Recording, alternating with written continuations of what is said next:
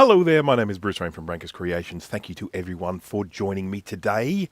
It is a beautiful day. Well, it's not, a little bit cloudy, but it's a nice day. It's not raining. It was raining yesterday and that's no good. Thank you to everyone. I am going to actually mention you all by name now. Jay from the House of Moth, hello there. I bet he's not here anymore. I bet he just went in and he wrote that and then he took off. My money is on him not actually watching right now. Dana from Dana Does Stuff is here. Hello. Did a live stream with Jay and Dana just the other day. And it was enthralling for us. Jack68K, hello. Colin from This Does Not Compute, hello. Gibbertronics, hello. Purball101, hello. DJ Party Feet, hello. Andrew Henderson, 9474, hello. Will from KMac Vintage. Who else we've got? Me, hello me. Welcome to Macintosh. And who else we got? Point 5, Foxhound477, Thomas Armstrong. Still going. Enzo Fitzhume. Daniel Ittervol, I think. Daniel Ittervol, there you go. And JVH Shack, hello. So, that's Jeremy's Vintage Hillbilly Shack, I believe. So, I haven't live streamed in quite some time, and I apologise to everyone for that. Work has been crazy busy. That's just how life is sometimes, and some of the stuff gets pushed back. I was working on a video for an eternity, the one that I released recently. I don't know if anyone watched it. It was about the Zima blade and turning it into a NAS. A bit of a change for me in terms of the videos that I do, because it was not particularly Mac based. It was all sort of Linuxy type stuff. It was more of a project type thing, building a case, 3D printing, all that sort of stuff. So that was kind of the main one behind that. I kind of wanted to document what I was doing because I thought someone might be interested in it, but you know, it's not like it's been a wild performer in my YouTube videos. It's done all right, but I hope if anyone watched, they did enjoy it. Right, yep, okay, and what else? I am working on my next video at the moment, which, to answer someone's question in the chat, is going to involve these mixed signal development kits. One in particular, which I'm going to be doing in a video. The other one I'll probably do in a live stream. We'll see how we go. But one of these kits I'm actually doing as a pre-recorded video rather than as a live stream, because I really do want to sort of promote these mixed signal development kits, and I think they're a lot of fun. Specifically, there's one there which is sort of a soldering challenge, which I just think is a bit of fun. So, NAS is going well. It's NASing away. It's just grinding in the background and doing its NAS thing. I'm backing up to it every day, and it's working, and it's great. And I love the interface. I love the true NAS interface. I love the ease of use and stuff like that. You know, I mean, I said in the video that I created that I was using a Synology NAS before, and I mean, that was just a pain in the butt because it was just so slow. Whereas this new one, it's just really, really zippy, and it's small and it's compact, and you know, I like it. The only problem with it is a little noisy. I put a little 40mm fan on there, and that one spins quite fast and makes a fair bit of noise. With the benefit of hindsight, I probably should have gone with a larger fan that spins slower. But I'm going to look at sourcing a couple of different 40mm fans and see if I can find one that's a bit quieter. But other than it being a bit noisy, it's working great. And of course, one of the things, JDubTube, hello there. One of the things, Mark Anning, hello there. One of the things with a NAS, and someone wrote this in the comments of the video, you can ultimately turn anything into a NAS, really, and that's very true. I mean, you can, you know, just any bit of old equipment, you know, if you can install Linux on it, you can install, you know, true NAS and just, you know, plug things into it. I liked, when I saw the Zima blade, I saw an ad for the Zima blade and it had a PCI card sticking out of it. I thought, I like this thing, this is cool. So I decided to buy one, and then I thought, now I have to do something with it, and that was it. Now, I also have this, the world's smallest keyboard. I bought this recently, and it's going to be part of a project that I'm working on, so we'll see how that goes. But I'm just going to type something in the chat with it now. I'm going to say, oh, hang on. Here we go. Okay. O space from a tiny keyboard function full stop and enter. That will obviously, that probably come up a little bit quicker than the vision will, but anyhow. Rudy is here. Hello there. Welcome, welcome, welcome. Now, another thing that I've been doing lately, I'm just killing time for let everyone sort of turn up before we start getting to the meat of the video. But another thing I've been working on lately is Apple IIe stuff. So Rudy was kind enough to send me an Apple IIe a while ago, but one of the issues that I had with it was it had a US power supply, and one that some of the power supplies for the Apple IIes, you can just change them from 120 volt or 110 volt to 240 with a little jumper type thing. But this was a really early version of the power supply. It didn't have that. So what I really needed to do was get a new power supply. I mean, I had run it before using a step-down transformer thingy, but I needed to get a replacement power supply, either an original or some of the reproduction type ones they have, and it just got put on the back burner and didn't really do anything about it. Anyhow, I recently had the opportunity to get an Apple IIe Platinum. Someone donated that to the channel, so thank you very much. And that's the later one that has a numeric keyboard on it, which kind of looks a bit funny to me because they really cram that numeric keyboard into the space there. It does affect the aesthetic of the design, in my opinion. But I got that, and it also came with a colour screen, which is lovely. I mean, because when I used to own an Apple IIe, we couldn't afford a colour screen. No way. So anyhow, this one just worked. It's great. I mean, the screen worked, the computer worked. I have no interest in floppy drives. I mean, it came with a floppy drive, but I really have no interest in mucking around with floppy disks anymore. I just use a smart port. So I had what's it called, a Grappler Minus from K-Cobra. I put that in, so that turned the sort of PR-6 into a smart port type thing, and I also put in a couple of those A2 Picos. I don't know if anyone is aware of those. And I programmed one to allow me to use a USB mouse with it.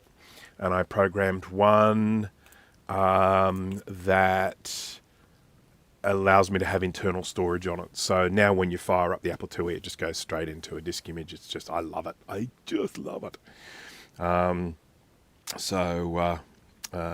So yeah, that's and I've been mucking around with Apple IIe stuff. It's been really good fun, and I probably need to do a video on it. I don't know if anyone is interested. That's the only problem.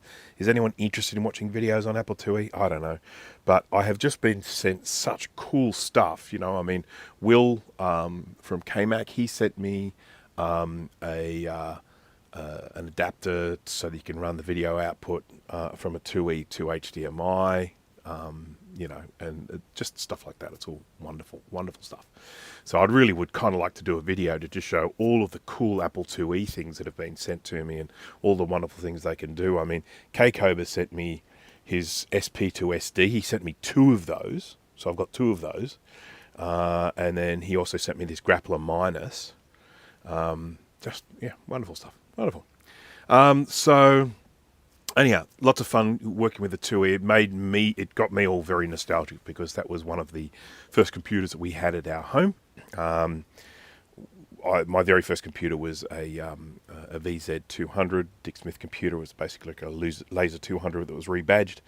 And then once the rest of the family started actually appreciating what computers could do, and it wasn't just me, my parents ended up buying an Apple IIe, and then further down the track we got a hard drive for it, and that's really the kind of the IIe story. I did a lot of programming on that, and then eventually we ended up getting a Macintosh Classic. And do I wish we still had that one today? And I'll tell you why. It had a Warp 030 accelerator in it, and I would love to have that Classic with the Warp 030 in it.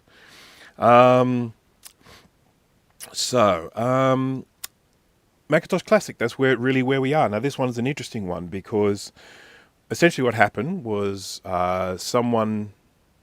they were happy to take on through-hole soldering, but not happy to take on surface mount soldering. So what they did was they got their Macintosh Classic, they took out the analog board, they recapped the analog board, and mostly there are still some old caps on there, but all the big ones, all the problematic ones are still on there. And then they sent me the logic board, and the logic board, I recapped that, did a little bit of cleaning, it had a few little damage traces and stuff like that. Tested it, worked fine, sent it back to him, and then he wasn't able to get it to work. He's sent me quite a fairly detailed list of things that it's doing and not doing, but I figured that the most important thing is to just, you know, I'm just looking around to see there's something that I really would have liked to have used today, and I don't think it's here. I think oh, it's over here, I think. Yeah. So, yeah, so the fact that it didn't work when he got it, and we don't know whether it's a logic board or the analog board. Now, it could, of course, be that some little, you know, electronics fairies intercepted the logic board on the way home, and damaged it. But I think that's fairly unlikely. So we've just got to find out whether it works or not. So the easiest way, of course, from a diagnostics perspective of figuring out where the problem is to get a working one, which I have here. So this is actually a Macintosh Classic 2, but for all intents and purposes, it's basically a Macintosh Classic with a different logic board in it. Mind you, there are two different variations of the Classic and Classic 2 analog boards, and I just have to hope that I'm not dealing with a mismatch of those two, because if I am, I'm going to have to go up into the cupboard there and pull that computer out from behind all those things, and I really don't want to do that. I have got 2 spare Macintosh 2 SI cases. Just cases. Why? Okay, anyhow. I don't know what I could put in it. Put a Raspberry Pi in it or something, or I don't know. Put something different in it. Nice case. Nice case of 2 SI. Nearly got myself. Need to know how to use them, the Apple IIe. Goodness me. Tested the card yet? Oh, yes, of course I have tested the card. I had last time as well. Yes, I have indeed tested the card, so thank you. So that's Will sent me an Apple IIe card, which is just awesome. I had one once when I was some years ago, and then I ended up selling it because I'm an idiot. All right, so this is a Macintosh Classic 2. It works. I know it works. I fired it up just before this live stream. Going to pull it apart, and we are going to swap over the components. We'll stick the logic board into this one and see if it works. If it works, we know the logic board is fine, and the problem is just in the analog board. So put an M4 Mini in a 2SI case. Yes, I would if I had a spare M4 Mini, but I don't. I'd still, even like an M1. I mean, they're so, the M1's great. I mean, I've got, I'm live streaming on an M1 here. This thing's awesome. It's the lowest spec M1. Does this job beautifully. It's great. Now, Max Button is here. Hello there, Max. So this, with the Macintosh Classic and Classic 2, unlike the Mac Plus, it only has 4 screws holding it in. It's more like the SE in that regard. Mac Plus, the original Mac, and the 512, they have a little screw underneath the battery compartment, and I tap that, and the reason why I tap that is because a lot of people think that is a battery compartment on the Classic 2, but it's not. If you open that up, you'll find a bunch of little adjustments for the display. Yeah. Greetings from Dayton, Ohio. Greetings to you from Sydney. Oh, hang on. I just realised I have to go to this so we can see what the weather is like. Then we've got a top-down view as well. Isn't that good? Nifty. Okay, to get these screws out of the holes here, I need to do this. One more. Come on. There we go. Right.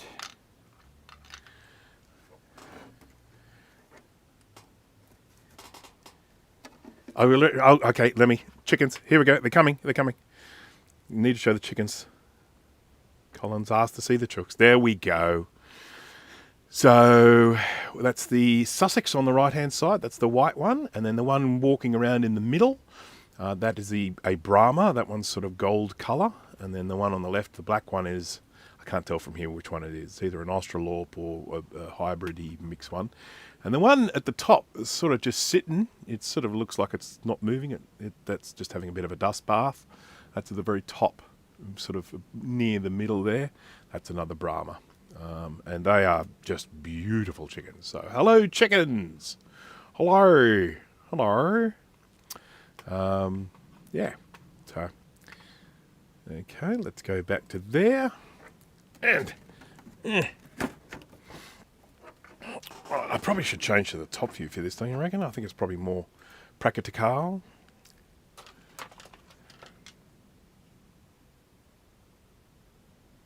There we go. Sorry about the mess. It's all I know. Right, let's check. Yep, we're good. The analog board is the matching one, so we don't have to worry too much about that. Now, this one here, I don't know if I'll be able to get the microphone close to it for you to hear it, but what? But this one is this hard drive here. It's still a spinner. It's still a mechanical hard drive. It still works, but by gum, it is noisy. So that one's probably going to go soon. 17C is warm, like 5 degrees. It's not too bad here at the moment. The mornings are still pretty cold, and now that's by Sydney standards, of course. This is not cold like other people are used to. This is like, I'm still wearing a t-shirt, but yesterday. I went out yesterday, and I suppose it was probably. It got up to maybe 19 degrees or something like that. No, I don't know. Anyway, it's cold. I don't like it. It's winter. I'm not a fan. I want it to warm up. Now, I've just discovered that even though this is in a Classic 2 case, I'm 99% sure that this... No, I was going to say 99%, but that's just waned now. I've just saw some RAM on this. So I thought this might have actually been a Classic 1 case, but no, it is a Classic 2. I'm going to unplug.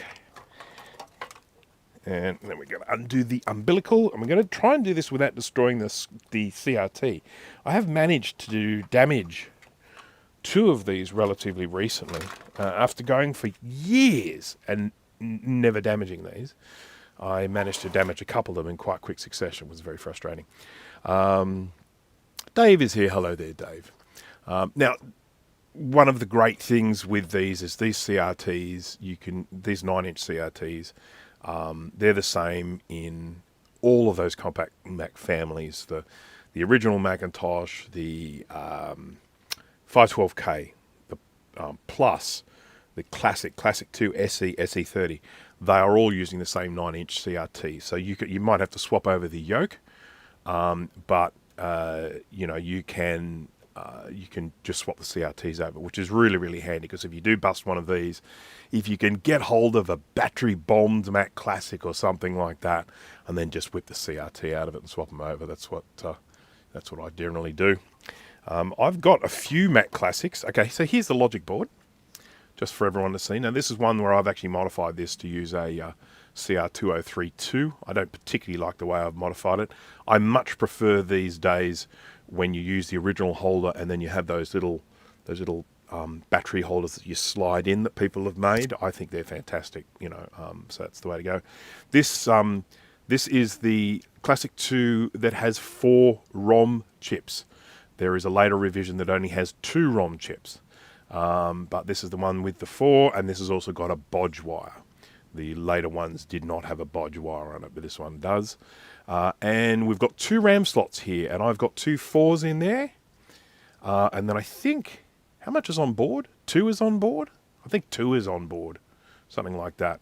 And then with that, so that takes you up to 10, which is the maximum it can have. What do I hate about Classic 2s? 1, 2, 3, 4, 5, 6, 7, 8, 9, 10, 11, 12, 13 surface mount electrolytic capacitors that need to be changed for such a tiny weeny little board. Pain in the bum. Yeah.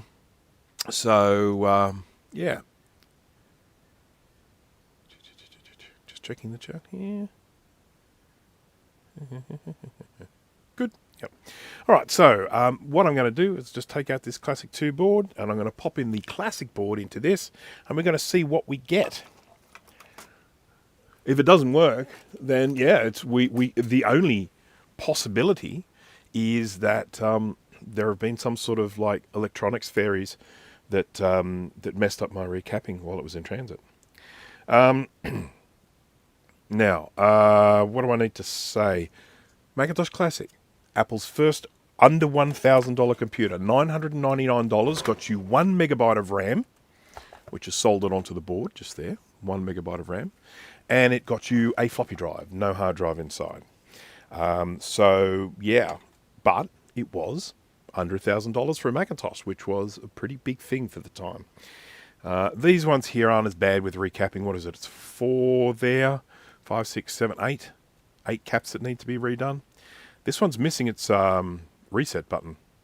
I don't know why it's missing its reset button, but the owner of this computer did tell me that that was the case. They said, can you please put on another reset button if you have one? If not, move the programmer's interrupt into the place of the reset button. I'm not sure I do have a spare one of these. We'll see. Okie dokie. I mean, I probably don't need to stick the board all the way in, but I'm gonna. Joe's here. Hello there, Joe. Welcome, welcome, welcome, welcome. Tell you what, if people haven't done it already, to go check out Joe's Computer Museum shop. Feel free to stick a link into that if you want, Joe. That he has just got the most comprehensive range of stuff for vintage computers on there. I just wish he was located in Australia. Yeah, just amazing stuff in that shop. I should actually just go. I was looking at it just the other day. There was something in there that I wanted. I was like, oh, I really want one of those. I think it was something Apple IIe related. But anyhow, just, yeah, awesome stuff. All right. Right about now, I wish I was in Oz too, yes. Well, the only downside it is winter here at the moment, so it's a little bit chilly. Mind you, the sun's come out. Isn't that beautiful? I'm very happy about that. All right, so we've now put the Classic 1 board, which has been recapped, into the Classic 2 chassis that I know works because I fired it up just a little while ago and it chimed and worked and everyone was happy. So, if it works, then we can fairly safely say that it's the analog board. If it doesn't, then I've got more work to do. Well, I've got work to do either way, but, you know. All right, so I'm going to plug this in. I've got... Oh, geez. When I do that, this screen just blanks out sometimes. And it scares the bejesus out of me. I think we've had a blackout or something. All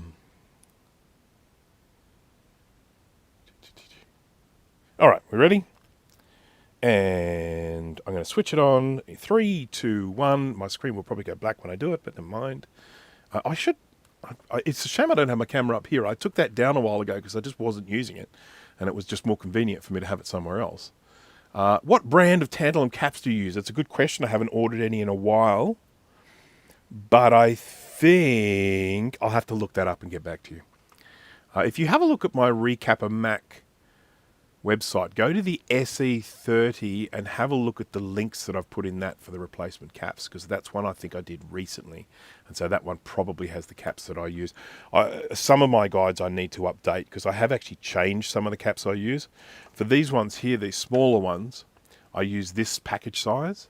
I used to use this package size, but then I just found it so much easier to use the next package size down. So now I just use the next package size down for those smaller ones. So these ones are still the same size, but yeah. Try switching to Kyocera tantalums lately. Found them more fiddly to install than Kemet. Interesting. Yeah, mine probably are Kemet, you know. Folks are using polymer caps a lot now too. Yeah, I keep a supply of polymer caps because some people ask for them, and sure, why not? Jay's here. Hello there. Welcome. All right. Okay. I've already welcomed him once, even though he wasn't here when I welcomed him. So I'm going to switch it on. 3, 2, 1. Okay. We've got a chime. We've got a bing. Bada bing, bada boom. So Got a grey screen. That's a good sign.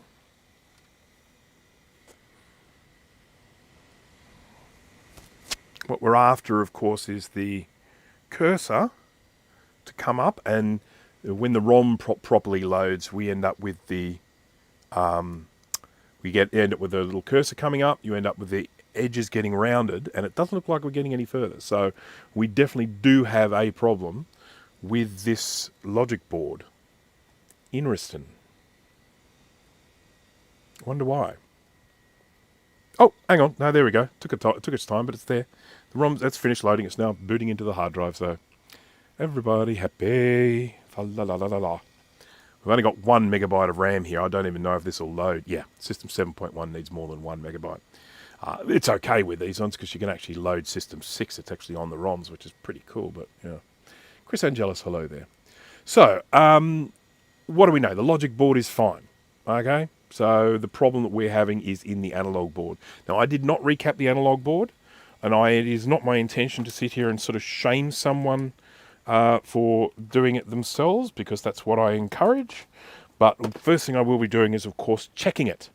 And that is not, again, not trying to insult anyone, but I have to check my own work when I do it, so I'm certainly going to check other people's work as well. Maybe the power supply is bad. So I've got to just check and see if I've got my little voltage detector Rooney thing here, hereditary thing here. That I got from Will. I know I tidied it away recently. It's just a question of how aggressively did I tidy it away. You know, sometimes when I tidy things away, they're not far, and other times when I tidy things away, they're really away. I had this little box that I just put a few miscellaneous bits in. I ended up building this. This will be for another live stream. Ended up building this. This is the reloaded 2SI, and it doesn't work. But it doesn't work in a different way to one that didn't work for someone else. Colin built one, and his didn't work, but his didn't work differently to mine didn't work. So there's something wrong with mine as well. I've got to figure that out. Got to get the old brain happening. It's something on the primary side as well, which is a shame, because that's all the high voltage stuff, which scares me. Right, so the next thing I need to do is swap out this analog board with this analog board. Well, I'll check over the board first. I often need to triple check my work. Yes, not a bad idea, I'll tell you. Nothing wrong with checking. All right, so this is the board. Now, it is, for anyone who's looking at it and says, hey, that doesn't look like my board, this is the the Australian version, the 220 volt version, which means it doesn't have a cap here. If you see two caps here, that's generally going to be the 110 volt. I may or may not have a replacement 2SI power supply coming soon from Ron's Computer Videos and Gut Bomb Industries. Cool. I got one sent to me by Will from KMAC. It's the board. I need to buy the power supplies. I haven't done that yet. I've got the board, but I haven't bought the power supplies yet. So I need to do that. Actually, I might do that this pay. Things get spread out based on when I have money. So let me just zoom in a little bit here. All right, so this is our analog board. And I can say that there have been some replaced caps. I can tell here just by looking at them, these are not the original caps. Some of them are the original caps. For example, I can tell that this little orange one here, that's still the original cap. I don't think that's been replaced. Because I don't think you can get orange replacements anymore. So the first thing I'm going to have to do is check all of these caps and see that they are all in the right position, right sizes, all that sort of stuff. I never check my work, just disconnect all grounds in your set. Jay's making reference to the time he tried to repair a CRT, I think. Does that sound about right, Jay? Jay was working on I think it was a 17-inch or something like that. you know, sort of one of the blue and white CRTs, those beautiful big flat screen, were they flat screen? I can't remember, but the CRTs. And yeah, forgot to run aground, and I think it caused a massive spark, which then cooked it, if I remember rightly. Quicksilver Oz, aloha. Are you in Hawaii? Russian V, hello there. All right, okay, so I'm just gonna get so easily sidetracked at the moment because it's so long since I've done a live stream. I'm just gonna let's talk about whatever I want to talk about. And of course, you know, I suspect I'm undiagnosed ADHD because, you know, it's like, ooh, look over there. It's good to be back. It was buggered in every possible way. Yes, so it was a shame too, because I felt like you were very close to completion with that monitor. I think you were nearly there, if I remember rightly. I don't like dealing with CRTs. I'm just going to flat out say it now. Let it be known, I don't like it. And I've had some people say to me, oh, you know, will you work on a CRT? And I'm like, no, I will not. You'll have to find someone else, sorry.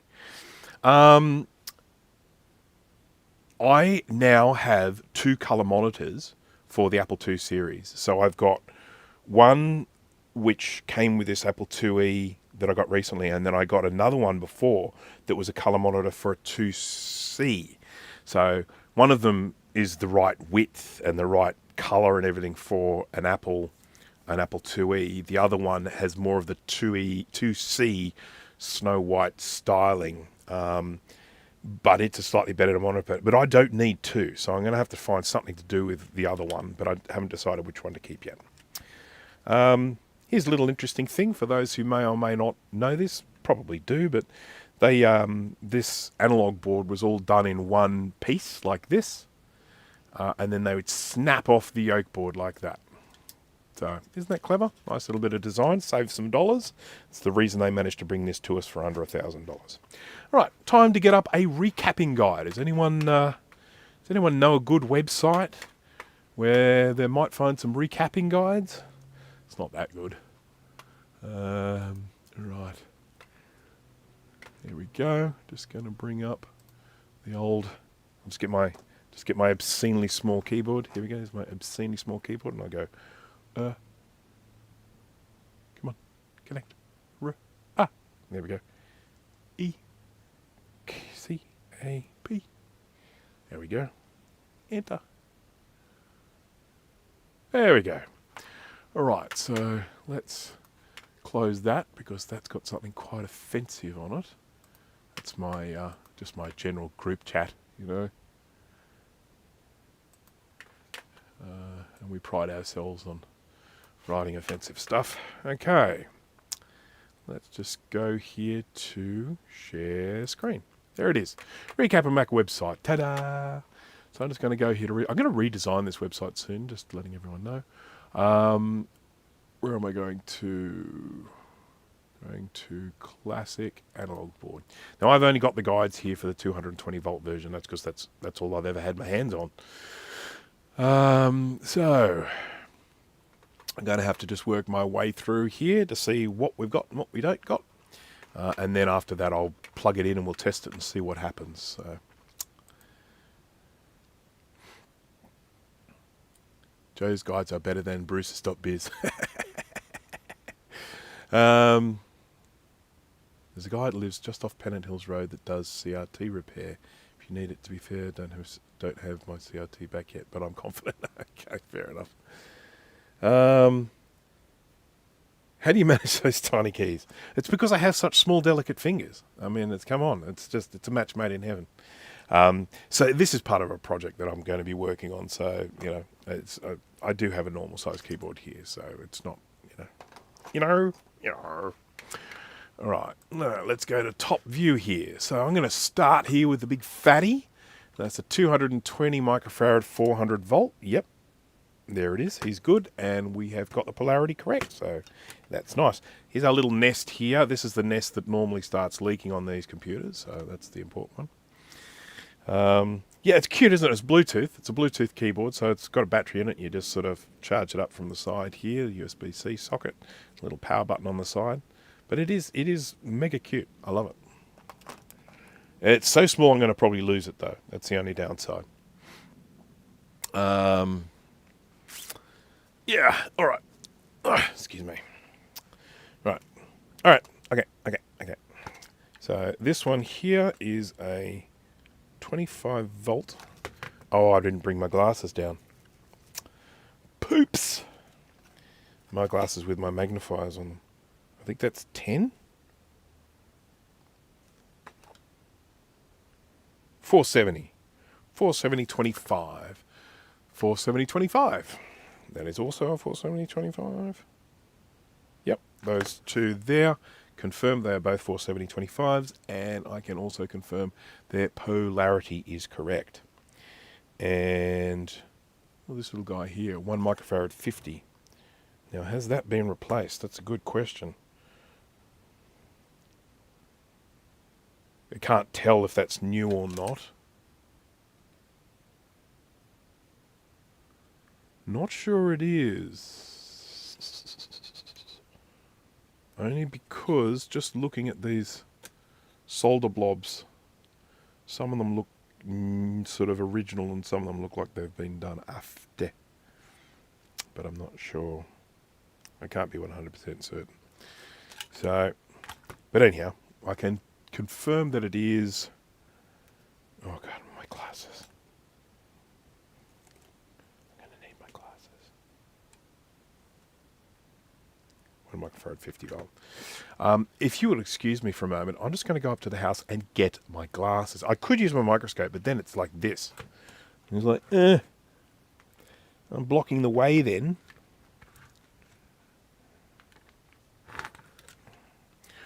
Oh. Okay. This one is 1000 microfarad 10 volt. That one there. Yep. It's good. Put in a 3D printed phone case as an iBerry. Yeah, look, I mean, the plan that I have for this is sort of going to be a little pocket device, but it's coming. Look at that. See, there's a little press that enter key there. Okay, so that one was, 1010 volts. And then this one's 1016. Let's check that.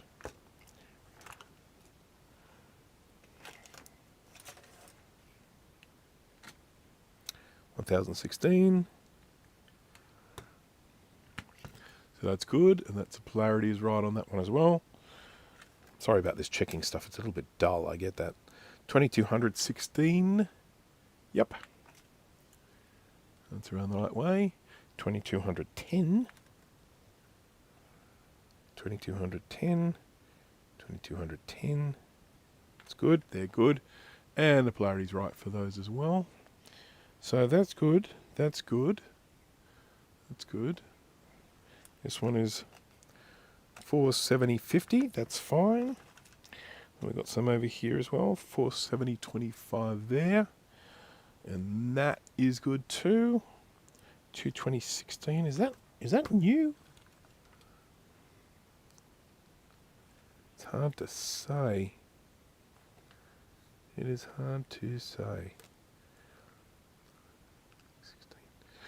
220. I used to just say to people, oh, look, don't worry about replacing all the caps. Only replace some of them. And I don't say that anymore. I say replace all of them.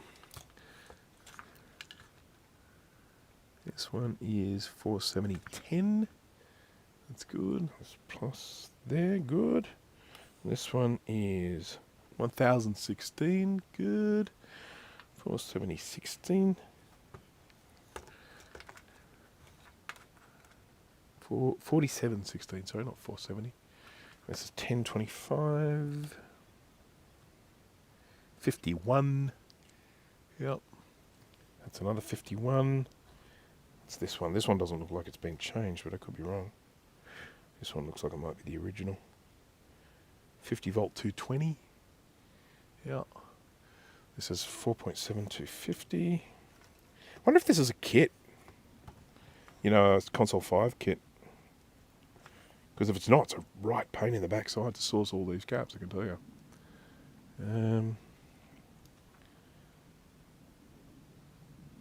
Yep, okay. So the caps all appear to be the right polarity and the right sizes, so that's cool. A mini Color Classic, no. Well, that'd be cool though, wouldn't it? I do actually have a mini project coming up, but I'm not going to let the cat out of the bag yet. But it will be very, very cool, and I believe it's going to be 3D printed and everything, and I think it'll be the sort of thing that a lot of people want to 3D print. So that's coming. But at this stage, it's only an idea. I haven't even started. Well, I've sort of started work on it. Yeah. Anyone seen any good movies lately? Eaten any good meals? Always love to talk about cooking and movies and stuff on this channel while I'm faffing around. Check that. That's one good. Now this one's replace the QP one here. It's white. All right, okay, so the first thing I'm going to do is I'm going to replace the caps that I think have not been replaced. New Spider-Man movies was great. Maybe, oh, okay, fair enough. I've got a little bit of superhero fatigue, I have to be honest. I have very little interest in watching superhero movies at the moment. Like, there's that new Supergirl, which I just don't want to watch, and they're making another Avengers movie, and I'm not interested in watching that either. The moment Chris... What's his name? The moment Captain America stopped being Captain America and started being someone else, just lost interest in that franchise. All right. Okay, well, let's start with this. I'm going to do these little ones. So all of the 1 microfarad 50s, I'm going to get those. No, not that one. The other Chris. Odyssey was great. Oh, that's good. I haven't seen the Odyssey. No, not yet. How's the solder on the back? That's a good question. Not too bad. This one here, I mean, I've seen some of these ones where you just see massive corrosion here from the leaky capacitors on the other side. This one here was kind of got to fairly quickly, which is good. Good. Good. Good. Right.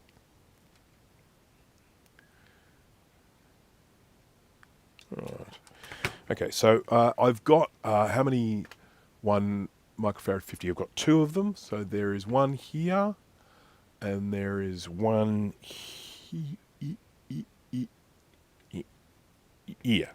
Yeah, that definitely hasn't been changed because it's still got the snot on it. Same with this one, 4725. I'm going to replace that. So 4725. Yeah, there's 2 of those, so they won't have been replaced. So let's start with the 1 microfarad 50s.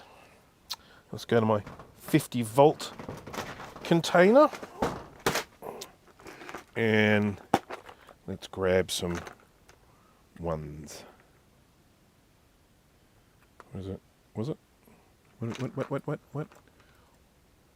1 microfarad 50 volt. 1 microfarad 50 volt. Here we go. So I need 2 of those.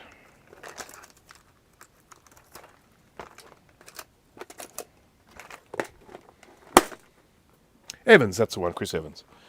I always liked him as Captain America, and when they decided for him to stop being Captain America, I'm like,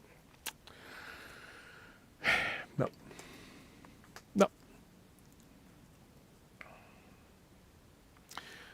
The cap that runs the oscillator is the most important. Is that one? I know that there's one cap. Is it up here somewhere, I think? Which is super important. I think the QP1 has been changed. That's the, was it octo coupler, octo fancies? I can't remember what it's called. But that looks like it's been changed, but I don't know anything about the component that was put in there. What was the actual fault the user reported? We probably, see, I should just plug it in, But then it'll all be zapped up. Everything will be zapped up. All these caps, this cap will be all zapped up. And I kind of don't want to be working on it while it's zapped up. So, yes, apparently the analog board was working sort of. Equivalent series resistance. There we go. So I do actually remember that one now. There are still plenty of things I don't remember, but that is actually one of the words that I can just pull out of my head any time I want now. So, you know, progress has been made. What can I tell you? All right. Let's get some soldering action going on here. And begin. I'm just wondering, do I use... I think for this little one I'll just use a bit of WICK.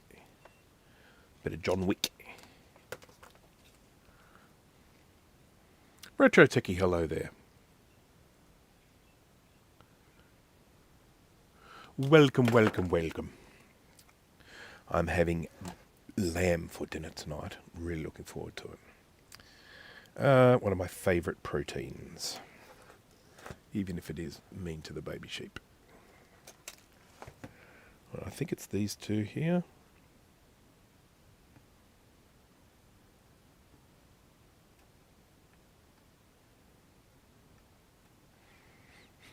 Smelly.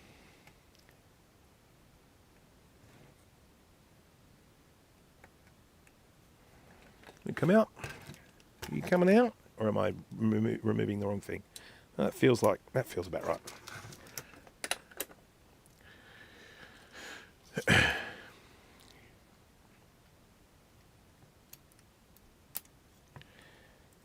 Get out!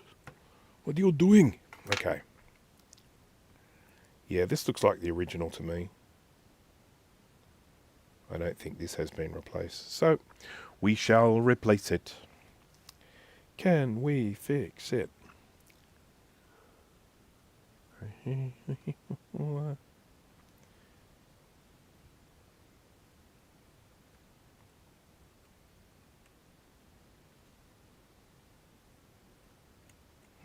Right. I should have actually looked on the side and checked, shouldn't I? Make sure, yep, 1 microfarad 50. It's good. It's very good. I could do that.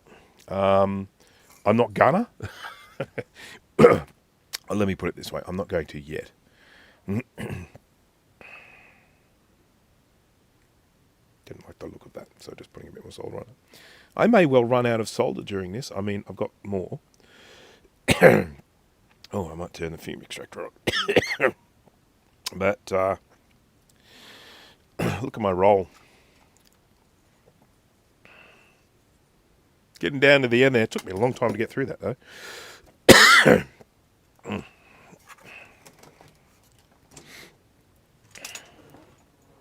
Something fell on the floor. I didn't see what it was. I just felt it hit my toe.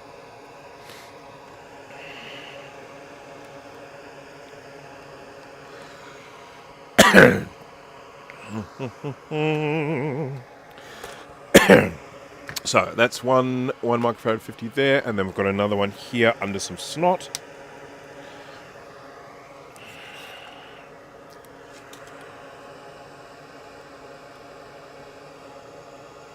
Directly below that hole.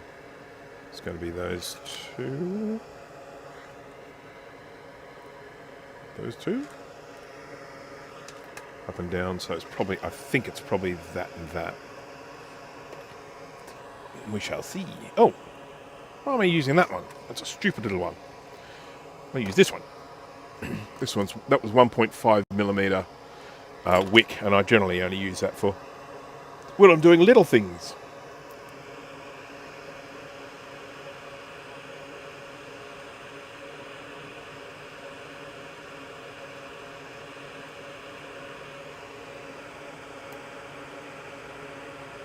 Okay, are they the same component?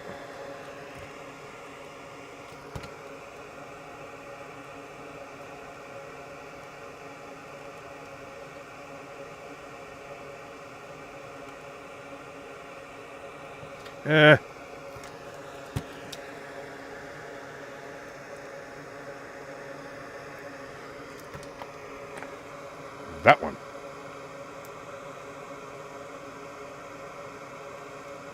Sorry. Wrong hole.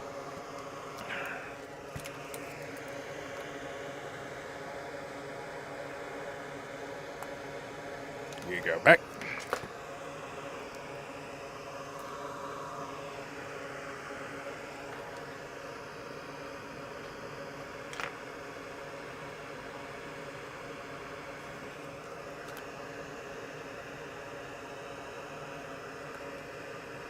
Go there and then up one. Okay, that's it there. Cool.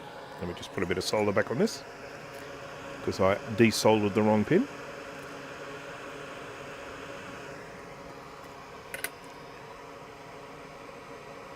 Ah, there's Jay with that joke again.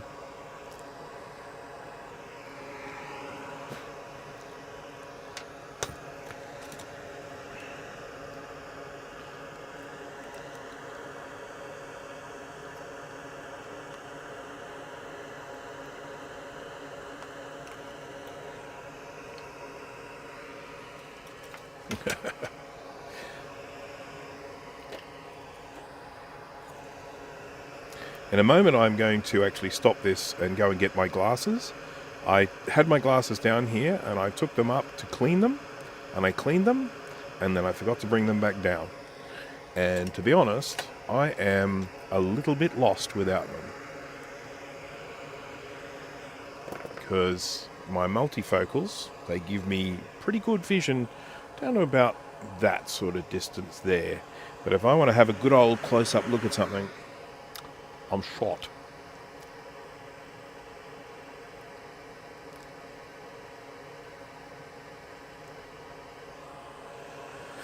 Alright, I'm going to do it now. So just bear with me a second. I'm just going to do the back soon thing. Just remember it sometimes goes a little bit loud, so don't freak out. I'll be right back.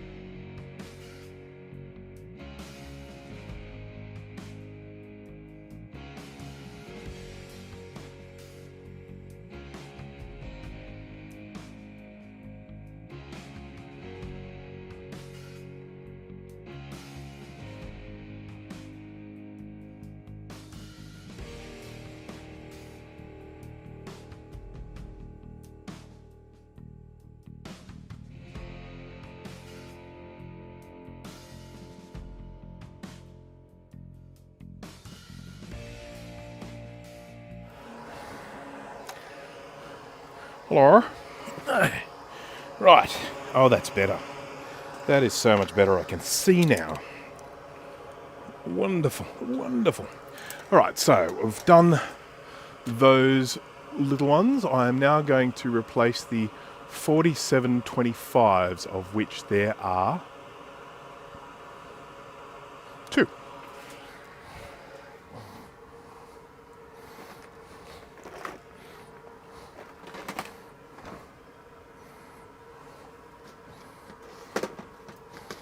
Okay, let's grab my 4725. 2.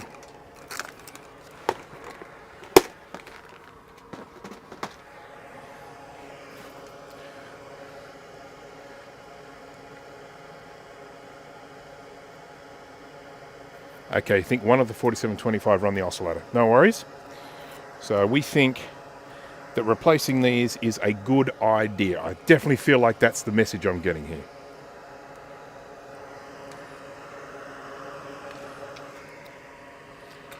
4725. So I've got this one up here and this one down here.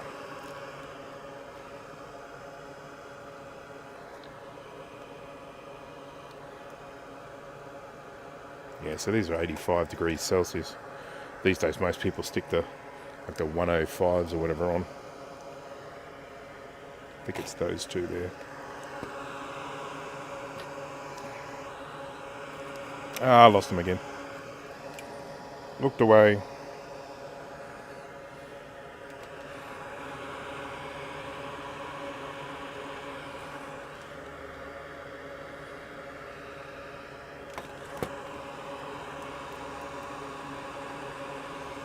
That doesn't seem right.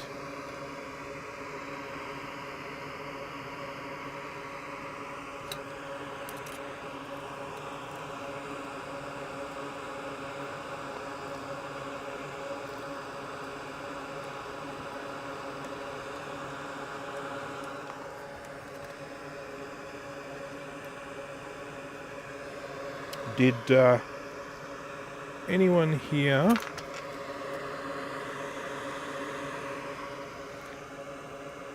see the Masters of the Universe film?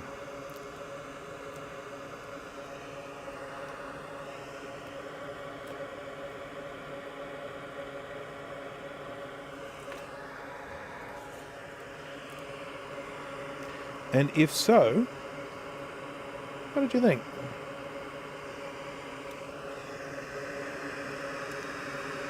Ah, balls.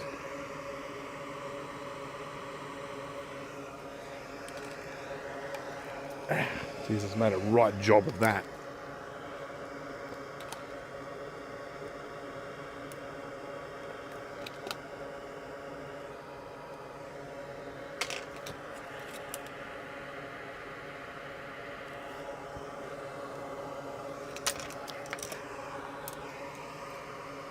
Reading from Kansas City. Hello, right back at you.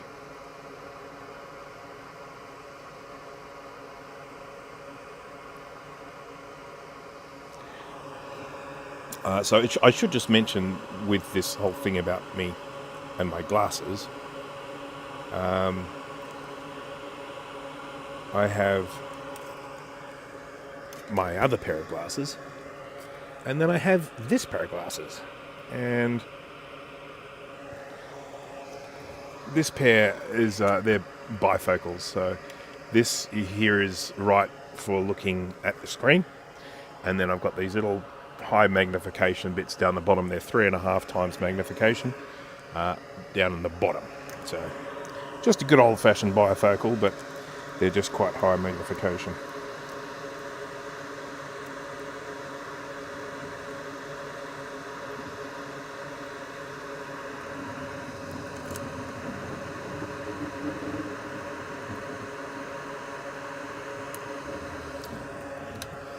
So what's ended up happening here is when I removed the solder from pins, I accidentally removed the solder from a little diode, and the diode ended up spinning around. And I'm actually thinking now that I'm probably better off just removing all the solder and just putting the component in again, because I'm getting myself into a right pickle at the moment. We don't want that.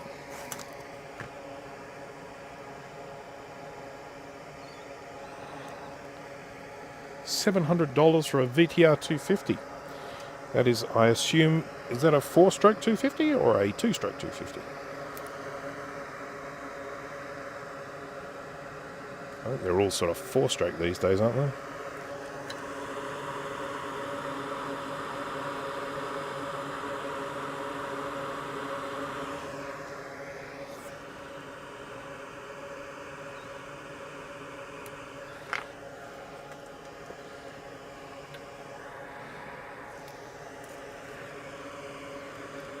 One of the joys of getting older is what happens to your vision. Anyone who's young out there who hasn't had this explained to them, when you get to a certain age, you lose the elasticity of your lenses, and your eyes start getting bad.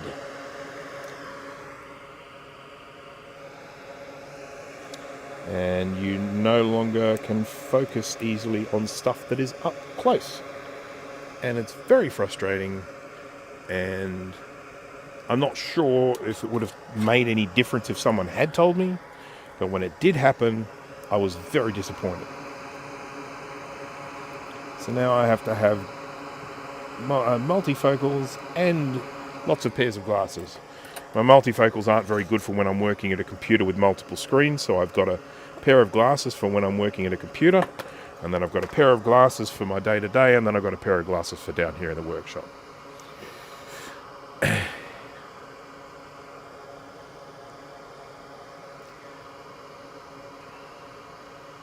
Steve is here. Hello there, Steve. Steve from Mac84 is here, joining us today. I had a little cameo in his latest video. I don't know if anyone out there has watched that video, but we had a bit of fun. It was good. Pretty good.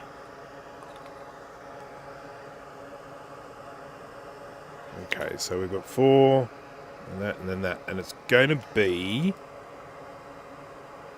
that, and then that, and then the diode next to it. So 4, that, no, it's that. So I'm pretty sure that's it here.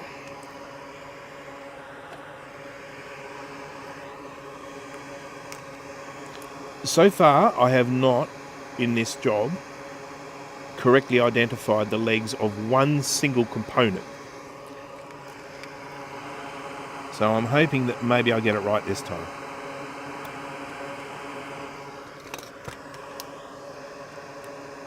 Yay, I got it right. It's a good day.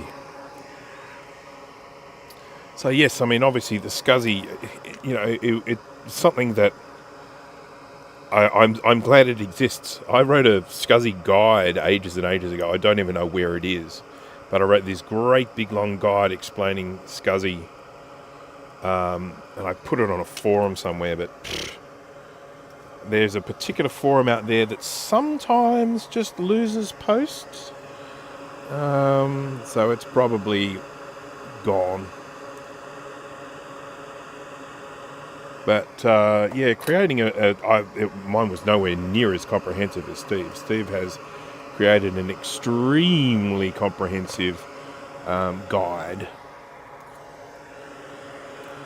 to SCSI, all things SCSI. And, of course, one of the great things about Steve making that is Steve has so much stuff, so many SCSI things. So he can really, you know, he can really be thorough and say, yep, this is, this one looks like this and this one looks like that, because he's got them all. What? Didn't I? What? 1 microfarad 50? 1 microfarad. I've written on this guide that there are 2 1 microfarad 50s. But I'm now looking at it. 1, 2, 3. So guess who can't? 4. 1, 2, 3, 4. I can't count. Sorry, everyone.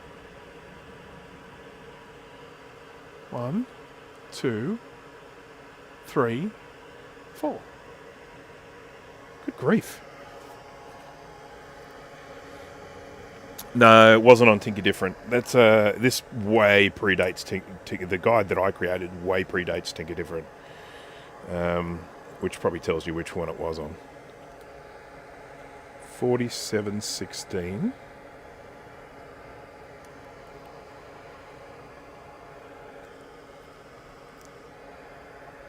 Yeah, so I've got 2 more 1 microfarad 50s that I'm going to replace here. What a silly duffer.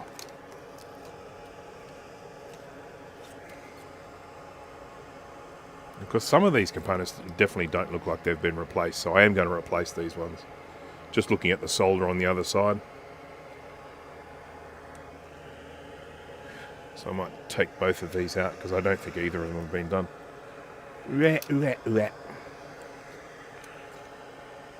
Now, I haven't tested this yet, and I'm sure there are people out there that are like, why didn't you test it before you started doing this work?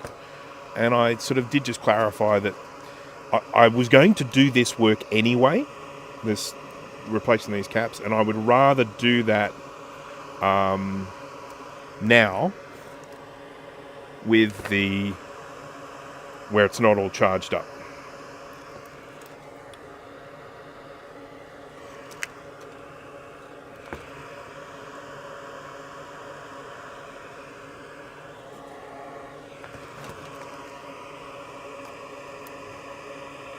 I can, of course, discharge caps and things, but it always scares the willies out of me. So when it goes zap, it freaks me out. Don't want to be freaked out.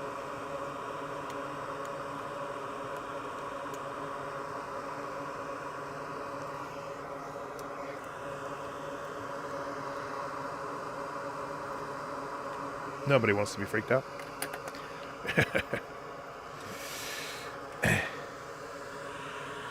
What is that? Dana does stuff. What is that? What are those things coming up in front of what you're typing? It's like some weird little character. I don't know what it is.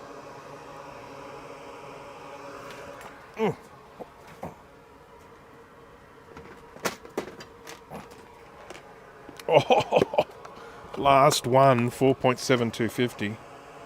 Last one. Oi. Last one.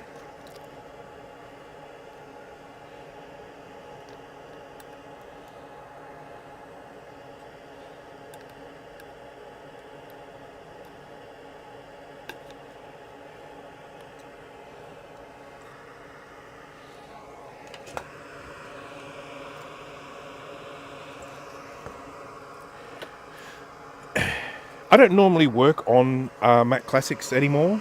I pretty much just reject them because too many of them have just got way too bad. I've sort of said to people, you know what, if you want to send me the logic board for recapping, I'll do that. But I'm not touching the analog board. And then what am I doing today? Crazy.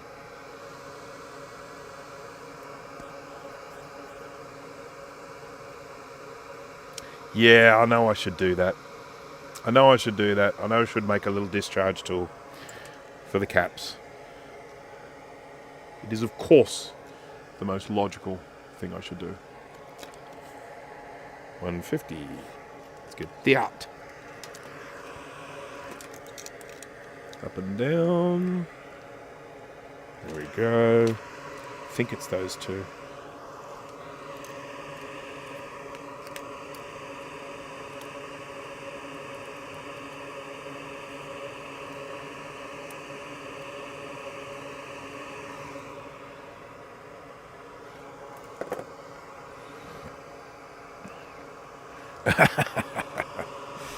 Uh, 840 AV.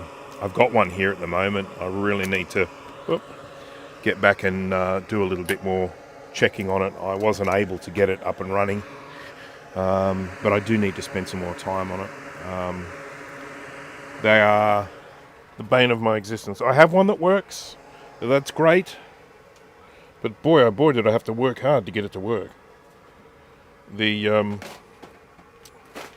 Everything in it was stuffed. The power supply was stuffed. The logic board was stuffed. The CD-ROM was stuffed. The floppy drive was stuffed. Everything was stuffed.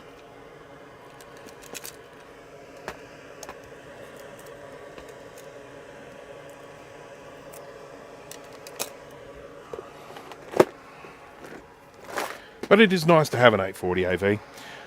The only downside to it is every time you pick it up, it falls apart. You know, something else breaks off it. And that's a real shame because, I mean, I would love to actually use it more readily, but I virtually got to the point where I don't want to touch it anymore.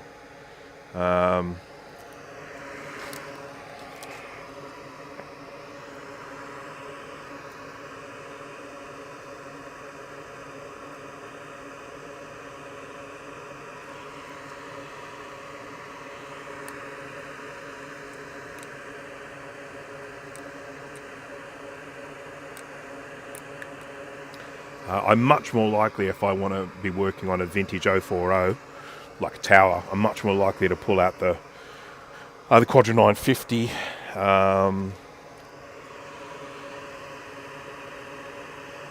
which I did recently for my Power PC video that I did a little while ago. Got quite good view numbers on that one, so that was great.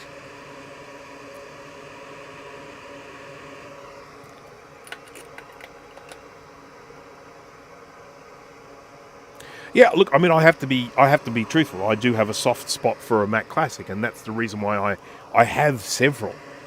I have at least 4. I think I've got 2 Classic 2s and like 3 Classic 1s, because I do have a soft spot for them. I guess the main issue I have with them now is that if they have not received attention by now, the amount of work in restoring them is just really, really difficult. Okay, let's sort of replace this guy with this guy. Check out this guy. 1025.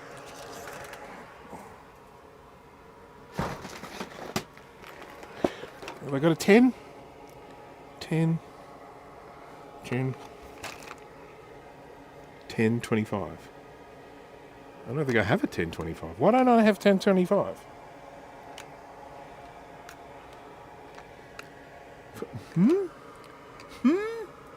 10 microfarad, 25 volt. 10, 10, 100, 220, 270, 470. Huh. Well, let's see if I've got it in a 50.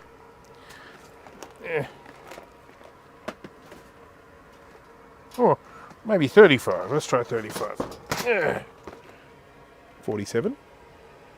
Ah, I've got some teensy-weensy little 1035s. They are tiny. They're so cute. Look.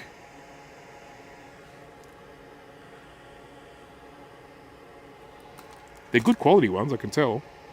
They're like Panasonics, I think, because they've got that silver, that metallic look about them. So the hour was because I just closed my hand in this container. 1050. Yeah, I'm going to use 50. There we go. These look nicer.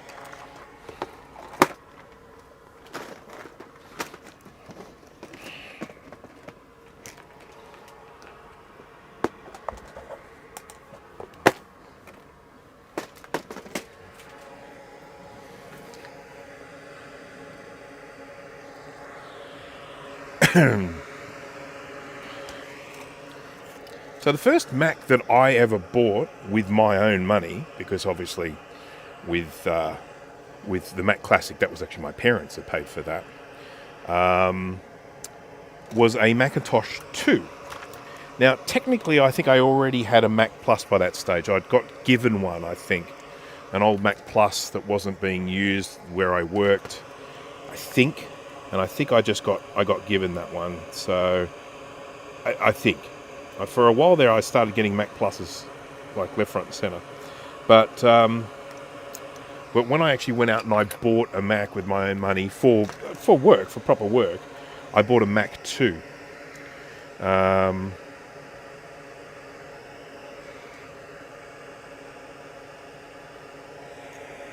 And yeah, it was great, and it lasted me for a very, very long time. I used to play a few games on it. Games like Civilization, the original Civilization 1 for Mac. Loved it. I could waste an entire weekend playing that game. Who has time for that nowadays? No one.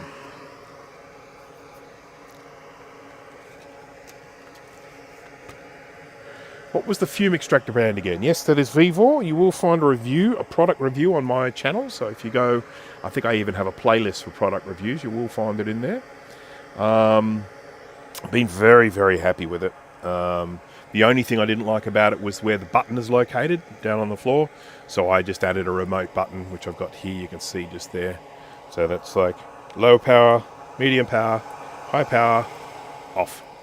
And yeah, it's a beaut. It's a beaut. And it really, it really sucks.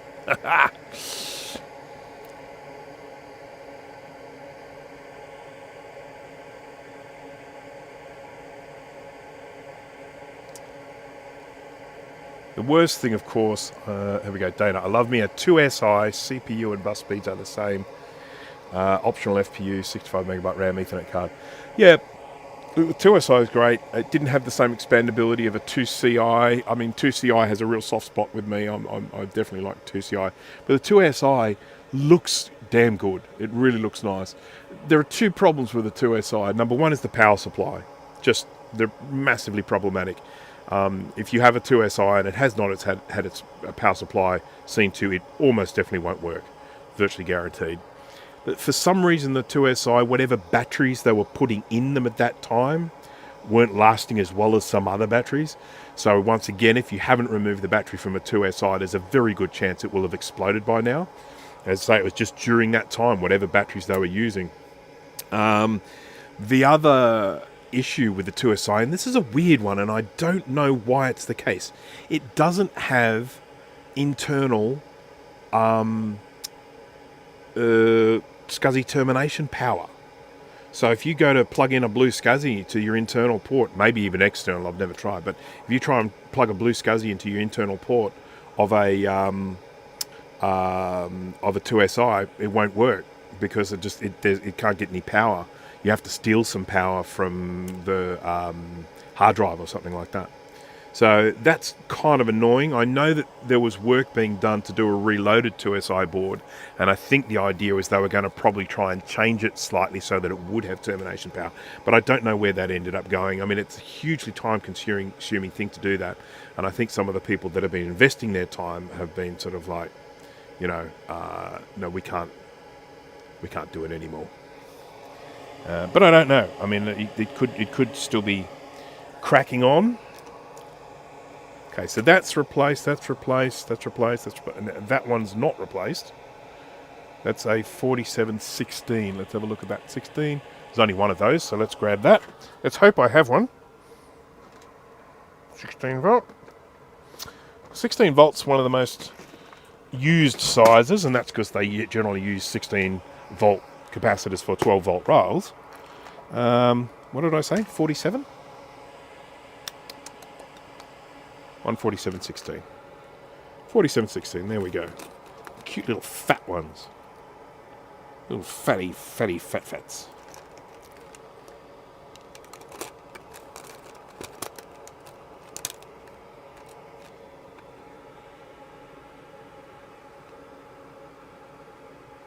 $47.16, there we go.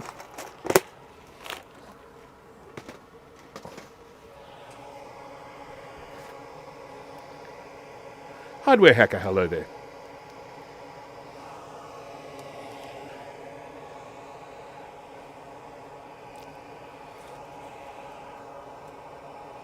Right, so there. So we're getting to the point where I will test this soon. So I hope everyone is, you know, buckled in. It's going to be a bumpy ride.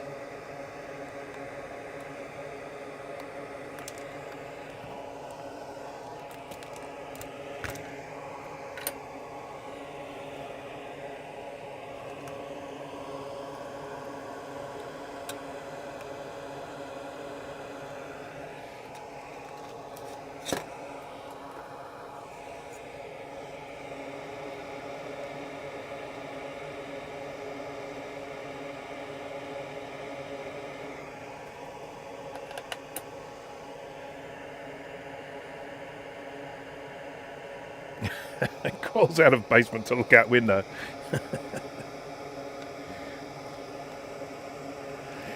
I know that feeling. Mind you, we don't have a basement, but yeah, it's just that whole being indoors thing. Basements aren't big here in Australia. You will find very, very few homes with a basement.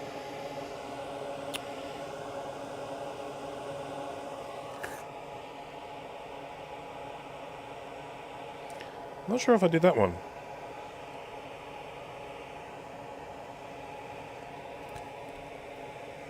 Did I do that one? I don't remember if I did a 470-10. No, those pins have not been desoldered. So let's do the 470-10. 10 volts, 10 volts, 10 volts, 10 volts.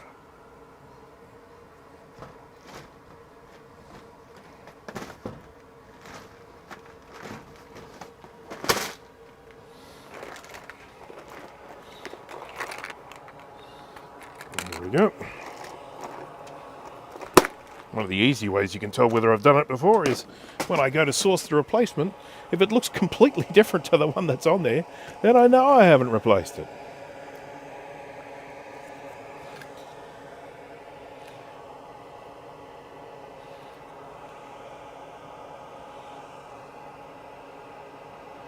Yeah, I'm pretty sure that's it.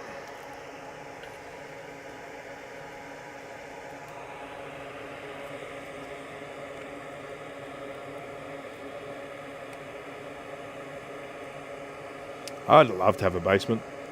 If I had a basement, I would turn it into a studio where I could have my lights and camera set up all the time, instead of me having to get my lights and camera and set them up in the living room when I want to do video recording.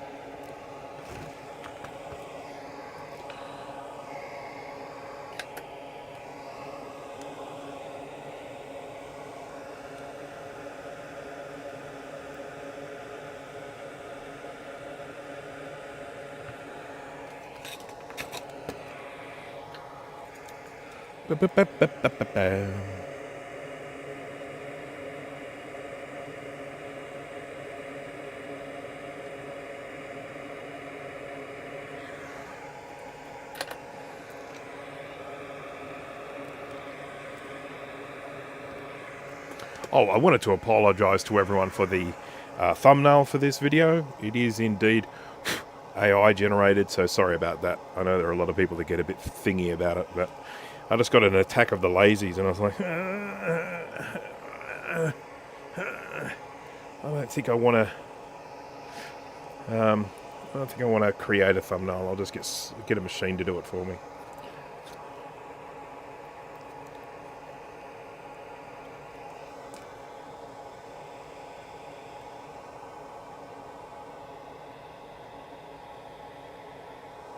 Okay, I don't think this one's been done either. This is the 1025. That's just based on what the pins look like. So we'll do that too. Assuming I have some. 1000. 3000. Oh no! I've got no 1025s left. What?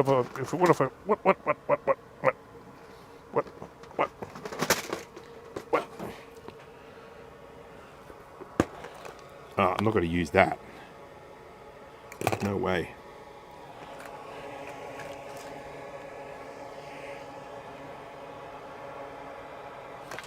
If I have to stick like a 1050 on here, it's going to be massive.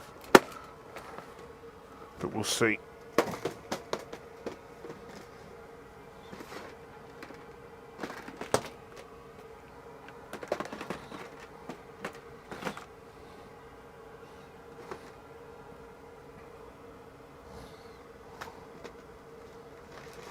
I'm very good at putting these containers back in with the labels facing the wrong way.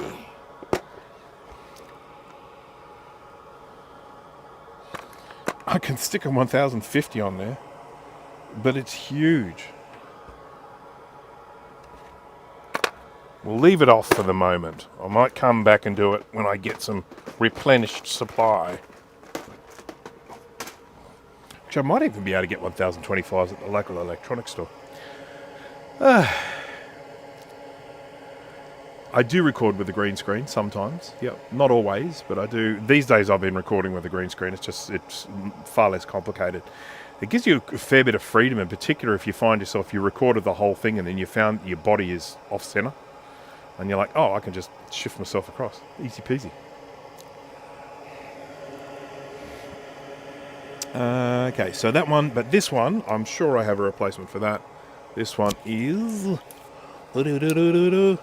Why am I looking up? I know. I've got a guide up here. 220/50. I just had the 50s then.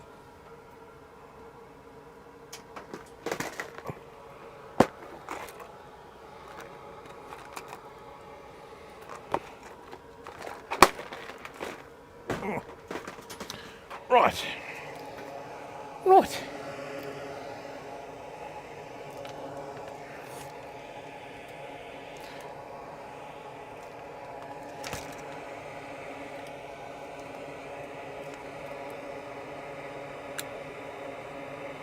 So after this, I think pretty much every capacitor on this will have been changed, apart from one.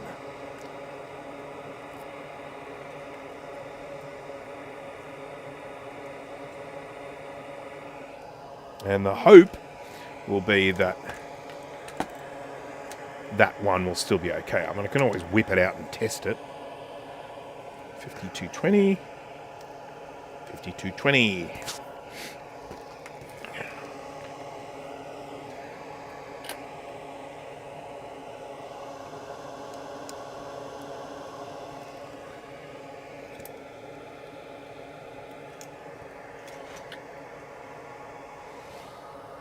I mean, I don't have a nice background to record myself on. When I'm doing workshop-based videos, I just record myself in here, and then I suffer a fair bit of ridicule from people going, "My God, your workshop is so messy," which I don't really care about, but that's okay if it makes people feel better. So yeah, I just record myself down here. Got a camera up there. I welded this frame thingy onto the wall of the shed, so that with a tripod head on it. So that I can just put the camera there. If I need my auto cue, I can put that there as well. And then I just sit here and go, and then, but if I'm doing a video which is, you know, sort of, I don't know, more project-based or informative, you know, it isn't revolved around me coming down here and repairing something, then I just do it on the green screen. It just sort of, it's a, you know, because I mean, what else am I going to film it with? It'll just be a plain background, because where I film, there's nothing pretty behind me or anything. I mean, it's not like, you know, when I look at other YouTubers and I look at the areas where they film and they've got backdrops where they have all just their favourite computers and things like that. I just think, yeah, I love that, but I don't have that.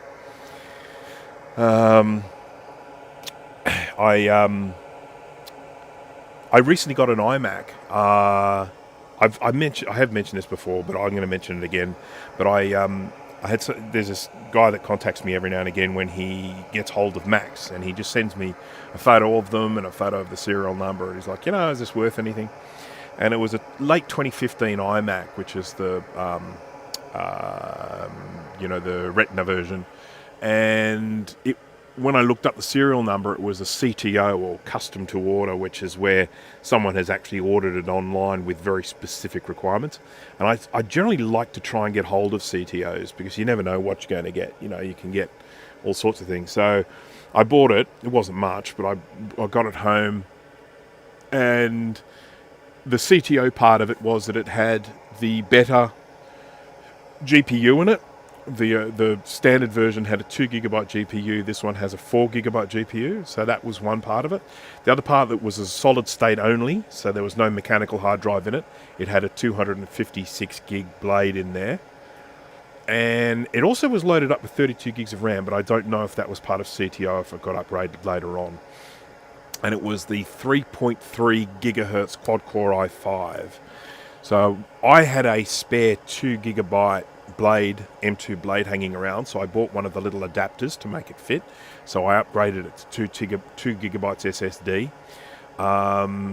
I also upgraded the CPU. So I took out the old i5 CPU and replaced it with a 4 gigahertz quad-core i7. And it's a whiz banger. I mean, I love the Retina screen. I mean, it's just beautiful. It's a lovely big old screen. But it really, I've put Ventura on it because I quite like Ventura, and it zooms. It really zooms. It's 2 terabyte? What did I say? Did I say gigabyte? 2 terabyte? So yeah, 2 terabyte. It was a 2 terabyte SSD that I put in at the M2. I had a spare one sitting in a drawer, and so, you know, I mean, there's no way I'd put a new one in there. I mean, 2 terabyte SSD. I mean, you see what they cost these days? F that. And yeah, and I didn't have to upgrade the RAM. I already had 32 in it, and sure, you can take them up to 64, but for anything I would do on it, 32 is fine.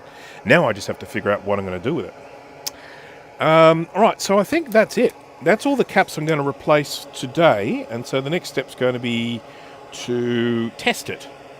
But in order to do that, I really just want to check quickly that I've got all of these in the right orientation.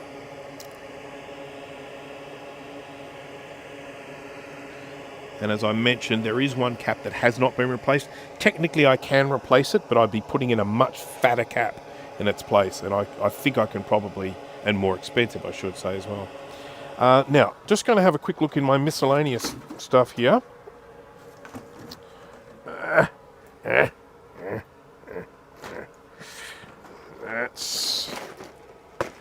This is my Blue Scuzzy 1 container. Remember those?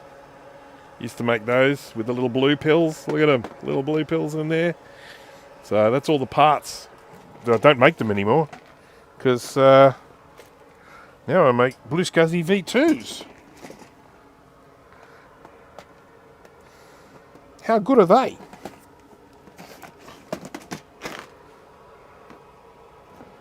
What's that?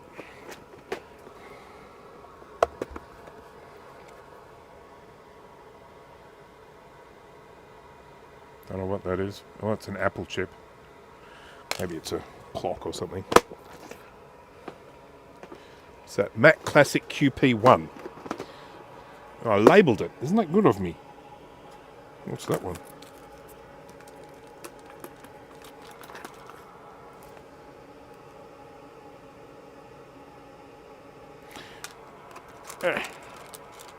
Mac Classic QP1.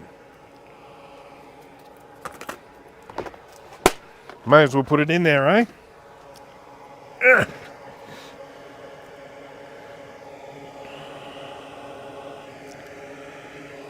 It's different to that one. What's mine say? Let me have a look. Mine says CNY75B. This one says CNY173. Probably the same, but you know what? I'm going to put mine in because I know it works, because I've put these in before and I know they work and everything's fine, and you can all just deal with it.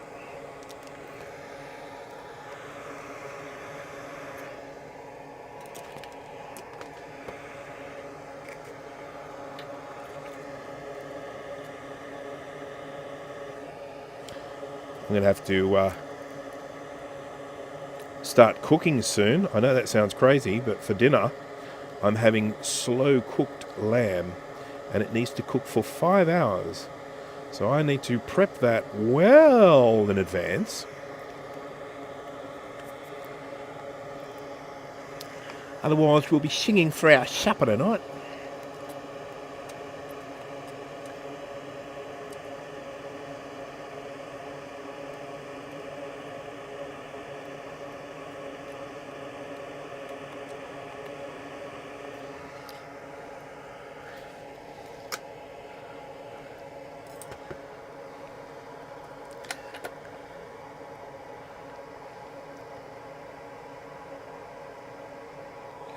Blue Scuzzy Ultra.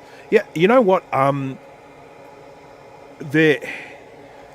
While I absolutely and totally appreciate the speed increase between like the Blue Scuzzy 1 and the Blue Scuzzy 2, I feel like that around about that speed is enough for me. Now, there are other people that are probably just looking to build speed demon computers, and that's fine, I get that. But for me, Blue Scuzzy 2 speed is enough for the sorts of computers that I put it in and the sort of expectation for speed I have. So I'm generally fine with that. To me, one of the biggest things was the addition of the networking, the emulation of the Dana SCSI, D-A-Y-N-A, not D-A-N-A. Hello, Dana. And so, because I'm actually writing some software at the moment. I got inspired by Sean from Action Retro, and I'm writing some software at the moment, and I'm doing a lot of I'm doing sort of cloud-based stuff with the vintage computers. So in order for the software that I'm writing to work, the computer needs to have a network connection. But these days with the Blue Scuzzy, that can be all of them. Every single computer you've got, you can now connect to the network. Now, I'm doing it based on, what's it called? Mac TCP, not Mac TCP, the other one, Open Transport. So you do need enough RAM to be able to run System 7.1 and Open Transport. So I would say your minimum is probably 4 megabytes. If you've got anything with less than 4 megabytes in it, I wouldn't even be bothering. But you know, it gives me the ability to use a modern web server, a modern server, to do some of the in-between work with modern stuff.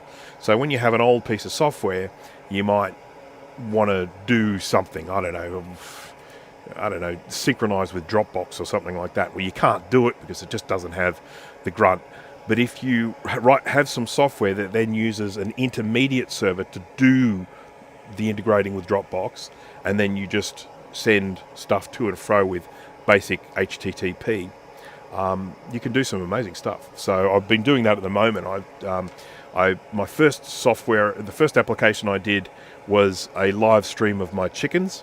So it's just a little application I can launch on my computer, and it loads still images as quick as it can, as fast as the network will allow it. The faster the computer, the faster the frame rate. On a reasonably quick computer, you're probably getting a frame rate of a little under 1 frame a second. So you know, it's more or less live, sort of. So I created this little application, but it runs on old computers as long as you've got Open Transport installed, and you can run it on pretty much anything, even an old Mac Classic. But there's this next software that I'm working on at the moment, which I've already done a successful test, which it does data storage in the cloud, so you can load stuff up, and you know, you can launch your computer and just load files straight from the cloud, so you're not even having to store stuff locally. So yeah.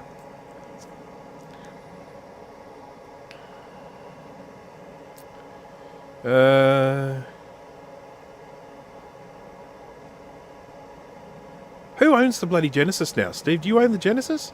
It bounced around for a while. Sean from Actra and Retro had it. Colin from This Does Not Compute had it. But I think it's Steve's now, isn't it?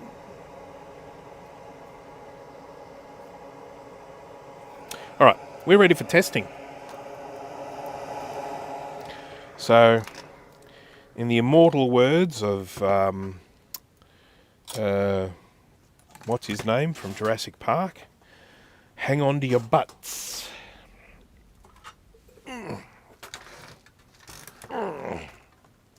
Excuse me.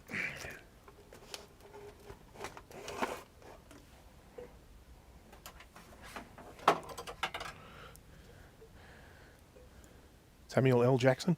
That's who it was, wasn't it? Samuel L. Jackson. Was it Samuel L. Jackson where someone accidentally thought he was in The Matrix in an interview? That's got to be one of the most embarrassing interviews you've ever seen.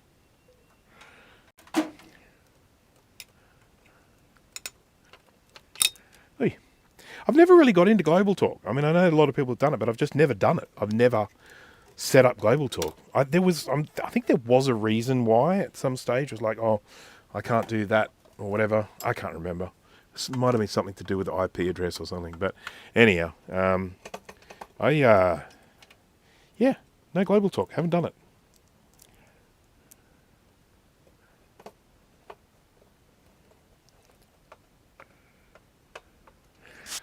I hate this hacker crap. Yeah, that's the Fulham.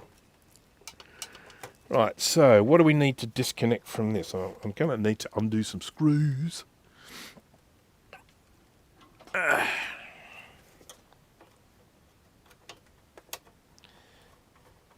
One thing I will say about these old Classic and Classic 2s is they're a lot easier to dismantle than the later ones.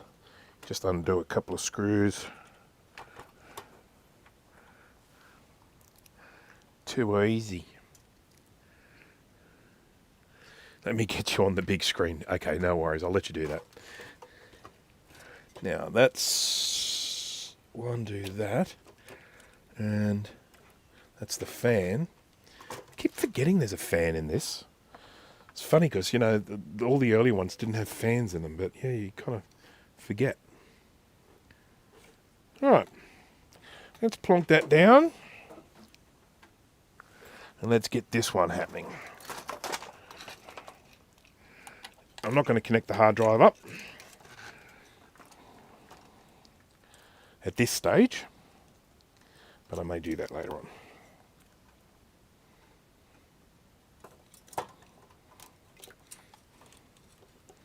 We'll connect the fan though.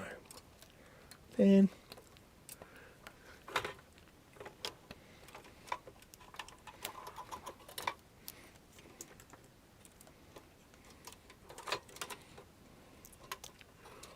There we go.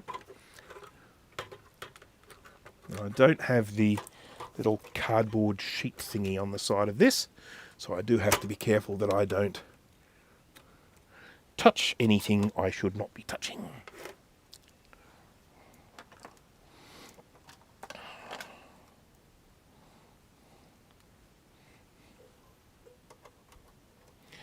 What I'm doing at the moment, I would benefit greatly from changing my glasses, so I might do that now.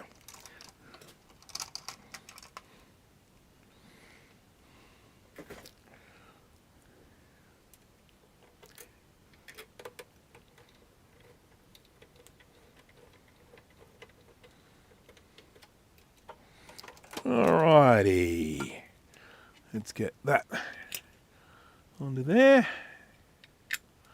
Dippity dip. That needs to go down there. That needs to go up there. That can just get out of the way. Piss off, piss off, piss off. There we go. Great. If anyone's ever working on these compact Macs, the one thing I can recommend is to buy one of these ridiculously long things. There are plenty of, you know, adapters and attachments you can use to just use a standard one, not a purpose-made tool like this. And that's what I used for years and years and years and years. And then I got myself one of these long Torx drivers, and I was like, it's so much easier. Why didn't I buy myself one of these a long time ago? All right, so let's check and make sure we're all plugged in. I'm not plugging in the SCSI. I've just plugged in the logic board. This is the same logic board we were using before, which we did get to start up, but it got upset because it wouldn't load 7.1 because we only had 1 megabyte of RAM. I'm not too fussed about that. So connect, connect, connect, connect, connect, connect, connect. Everything is plugged in. I believe everything is plugged in. So, yeah, I think we're ready to give it a whirl. It would be good if I had the side screen for this. It would be perfect because I could just film down on this, but I don't have it. I got that up there. So sorry, everyone. I will have to describe what is happening to you. And if it blows up, if it goes pop or something like that, or blows a fuse or something, I will fix the circuit breaker and come back again, all right?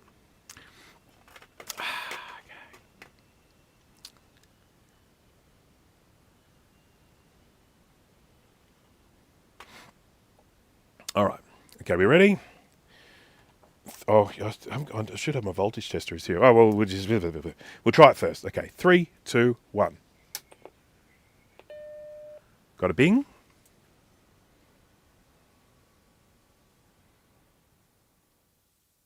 Got a grey screen? That's a good sign.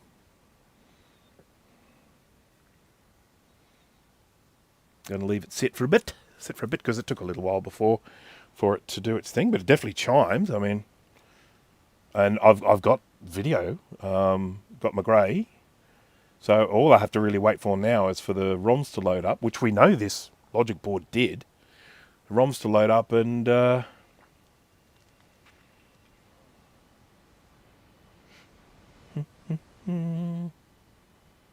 we definitely did we got further than this before, but it did take a while. There we go. Got my cursor. Got my flashing question mark. Hard drive question mark flashing question. Yay! Oh, it's a good day today. Time for a victory dance today. Yippee, yippee, yay. Right, so now we're going to have to do something practical with it. And so I think I might boot into the ROM system. So for that, I shall need a keyboard and a mousey. Oh, I've got a keyboard here, but no freaking keyboard cable. What the hell?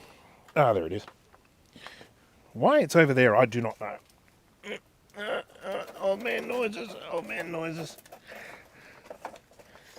I don't know if anyone has watched Steve's Scuzzy video, but do stick around to the very end so you get to hear me do my old man noises as I get up from the ground from when I filmed the little cameo piece for him. Check out this mouse. This is the best mouse.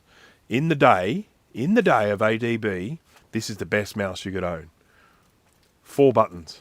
So left, right, second row, and then you could chord them as well. So you could press those two together and press those together, and you could get them to programming quick keys and stuff like that.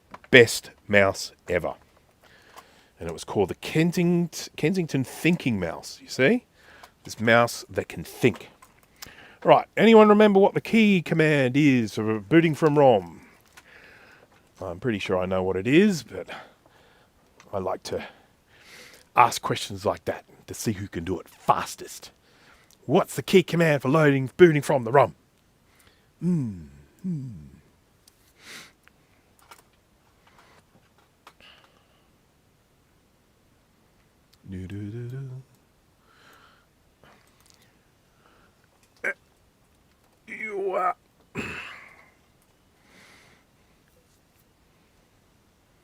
I know, but I won't say. Well, it is Option Command XO. So, yeah. All right, we ready? I'm going to start it up.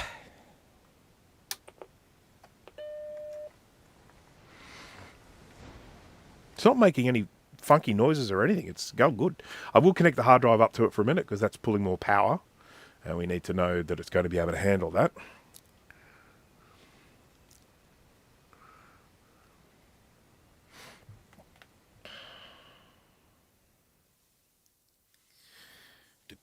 I wonder if I've got a RAM upgrade floating around here somewhere and we could put a proper system on it. I mean, not that it really matters. I mean, what are we going to do?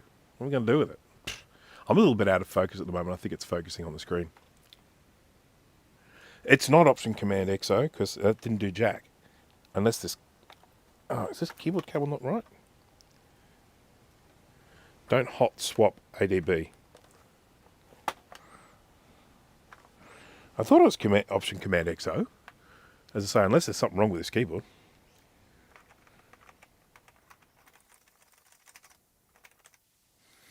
Oh, we've got the reset button too, don't we?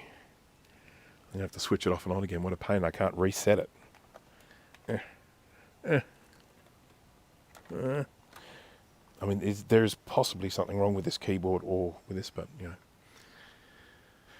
know. Seems long for a 1 megabyte. It does, doesn't it?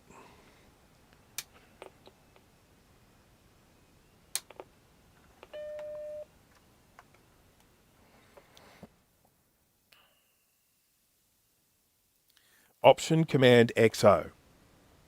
I'm pretty sure that's right. I mean, the ADB might be shot on this thing. We don't know. We haven't tested that yet.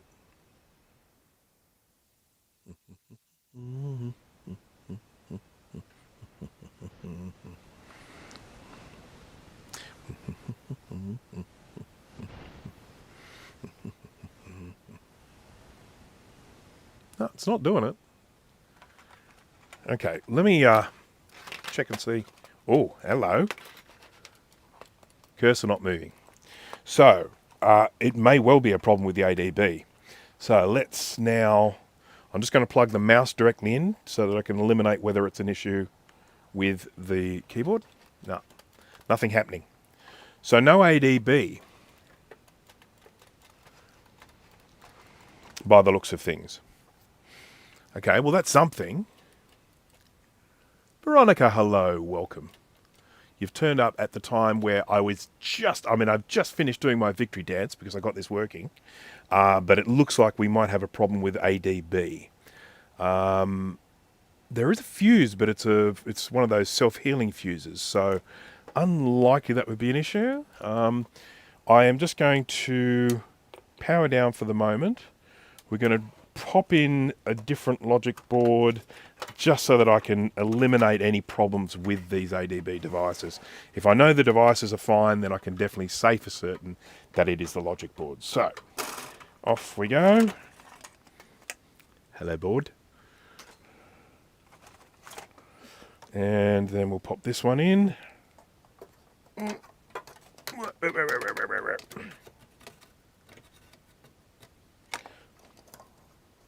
I must remember that next time I am doing something like this to set up my camera over there, because that would have been a really good view for all of this testing. But, you know, what are you going to do?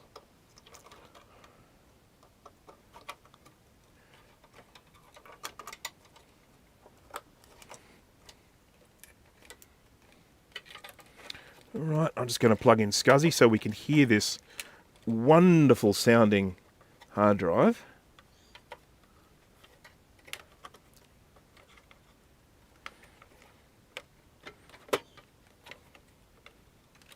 Fat fingers. Right. Here we go.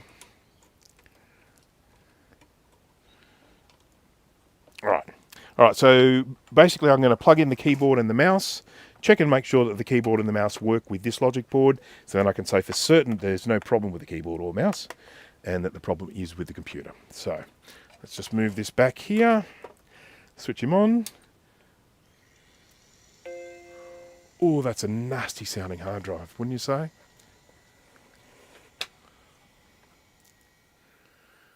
Whip out your tech step. I don't have one.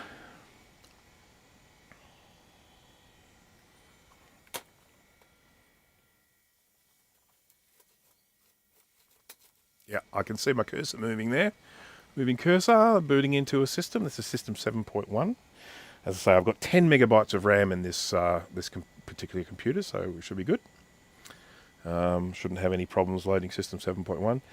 It is a mechanical hard drive. It's not a blue SCSI, so I don't have any networking capability or anything like that. It's just your good old-fashioned, as it is, Mac Classic 2. I'm going to have to turn this to face me, I'm afraid, because I need to be able to see it. I can tell that I've got K-Cobra's 4 megabyte sims in here, because I can see them glowing red. About this Mac. And there we go, total memory 10, looking good. System 7.1, just going to test the keyboard. Get a little bit of teach text up here.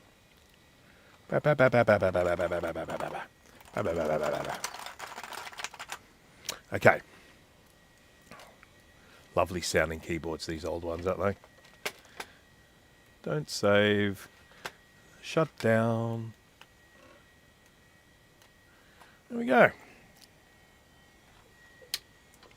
Alright, so that has ruled out any problems with the keyboard and the mouse, so we know that there is a problem with ADB on that logic board, so now we're going to have to figure that out. Now, here's the big question. Do I know what I'm doing? Not really. So, let's have a look here. Now, one thing I do have to do is I've got to move this. Oh, let's change views here. How about that? All right.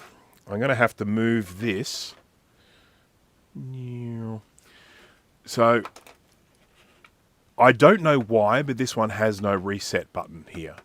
And that's a real pain when you're doing testing, because it's nice to be able to reset the computer.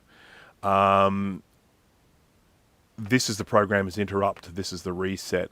I am going to move this from here to here. If I find a spare one of these, I'll populate them both. But I think this one is more important than the programmer's interrupt, so we'll just move that across there. I think you can buy these switches still, but I don't have any. So if I was going to use one, I would be having to raid another computer. So I would be having to take it off a... Oh. I've got two staring at me at the moment. Is that board dead? I can just use one of those. I'm just looking. I just looked over and I just saw two interrupt switches just staring at me. So I'm just going to have a quick look, because if it's a dead board, I'll just steal from that. Excuse me. Oh yeah. Oh, yeah, it's a dead board, all right. This is a Macintosh Classic. Don't know where this came from. So, but as you can see, it's not ideal. If anyone does have a Classic in this state, there are reloaded boards you can use. But always good to hang on to this chip here. That's the sound chip, and they're a very odd chip, that one there, and they're used on the Classic, they're used on the 2SI, and they're used on the Macintosh Portable. So, and they're the only Macs that use this. Oh, 2CI maybe. I think the 2CI might use those sound chips as well, but I'm not sure. But anyhow, so yeah, I have no issue rating a reset button from this one here because it's a shocker. All right, so, oops, there's a caterpillar on it. I don't want the caterpillar on it because he's got big spiky things. I'm just going to get rid of this caterpillar. I don't want to kill it or anything, but I don't want to get spiked by it. There we go. Because I tell you what, when you get those little spikes on your skin, you get one hell of a reaction. It ain't pleasant.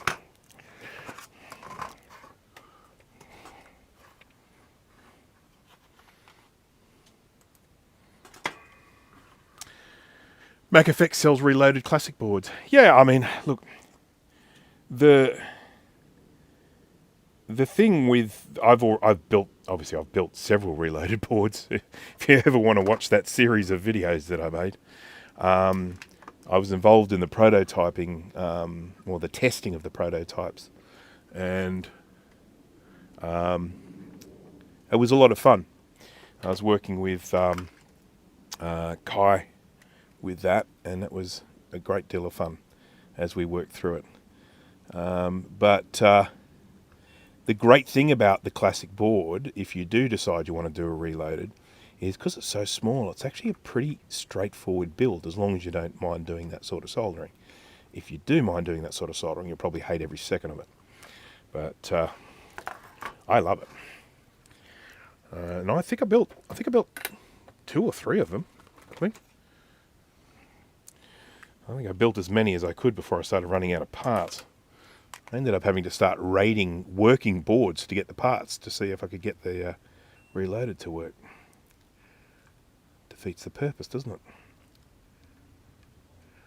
A long, long, long time ago, many, many years, when I just started getting into vintage computer stuff, I bought off eBay a stack of Classic and Classic 2 logic boards. Now, don't ask me for one now because they've all been used, but I bought 4 or 5 of them. I can't remember exactly. They all had problems, but I was able to recap them all and get them all working. These are a nightmare to get out. This is on a great big ground plane, and so it's just sucking all the heat out of my soldering iron.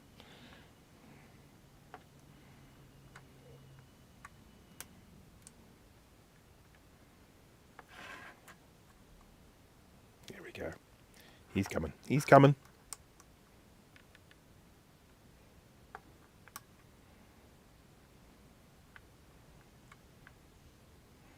Come on. I think it just needs force at this stage.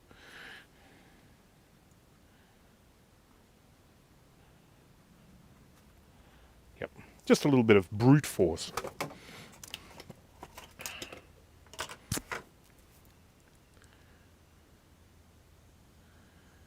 Oh, geez, I started doing a reloaded Quadra 950 and then just came to realise that my donor board was a Quadra 900 and not a 950. Who felt like a Wally that day? Tells you.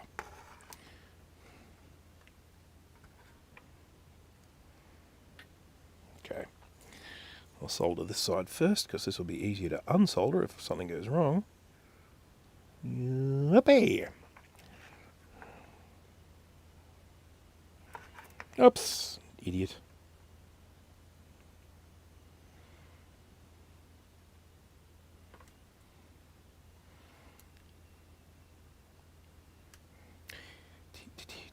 I said portable, didn't I? I thought I said portable. Uses that sound chip. I think it's the Classic, the 2SI, maybe the 2CI, but I'm not 100% certain about that. I think the 2CI might be a bit different, and the Macintosh Portable. They use that rectangular PLCC chip. And I think it's the only rectangular PLCC chip I think I've ever seen in my life. So that's why it stands out so much. Right, now, ADB, what's going on? Why aren't we getting ADB? Tell me that.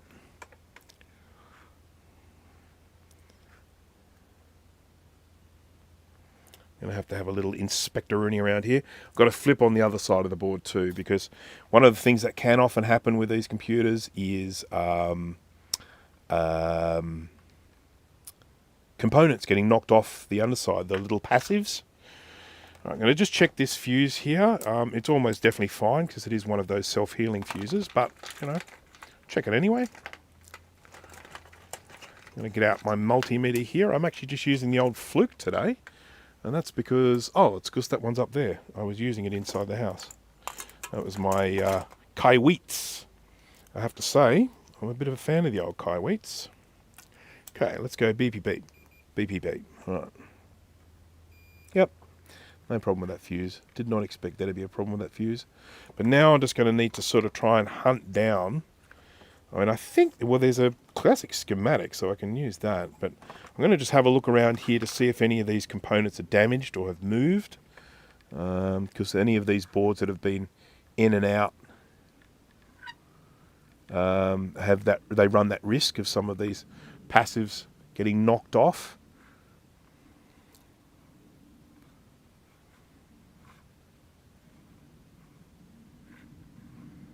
Just checking to see if we have any that look like there used to be a component there. Some of these are deliberately empty, like that one there and that one there, but you can tell that they're deliberately empty because they've got a nice rounded shape of the solder. So when this went into a solder bath or whatever, they just form that nice little blob. When a component has been knocked off, it usually leaves little side bits sticking up and little sharp side bits sticking up and down. And so that's what I'm kind of looking for. But I suspect I may actually have to look at a schematic to find out where the problem is with this, because I'm going to have to actually look at the ADB part of it.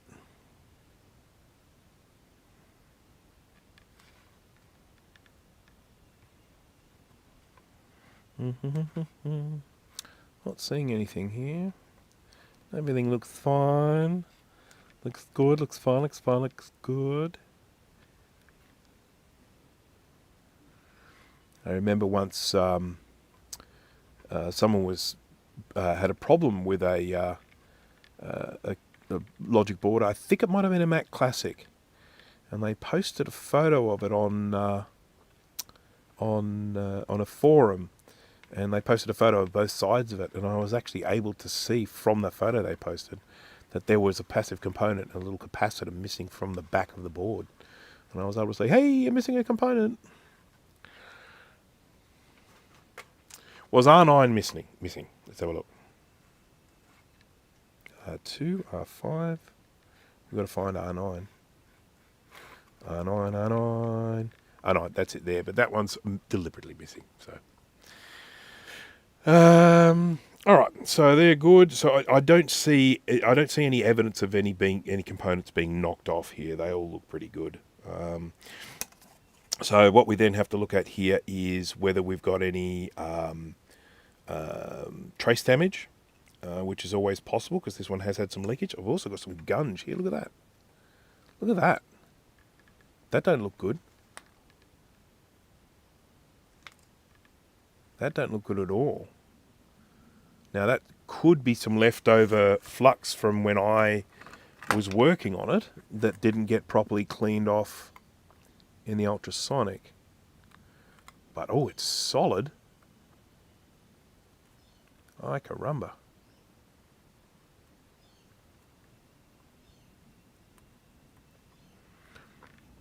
I don't know. It could be me, but I don't know. Look at that. That doesn't look too crash. I don't know if you guys can see. Let me zoom in a bit. Look at that little dark spot. See the dark spot just next to the 33? So you've got this little here, and then you've got this dark area there. Now, it might still be making contact, but I'll check. That looks like that could well be a break there. Where does this go? It goes to there. Okay, we've still got continuity there, but the fact that that does look like that doesn't fill me with confidence. It suggests to me that we probably do have some breaks, but I just got to clean all this gunk out of here.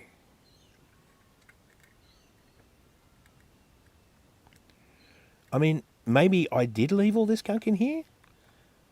It is possible. I'm not, I don't want to sort of put any blame on someone else. We've got a nice little piece of solder there as well, which could have been doing who knows what. But let me just clean this up a smidge. Have I got any? Yeah, I've got some alcohol in there.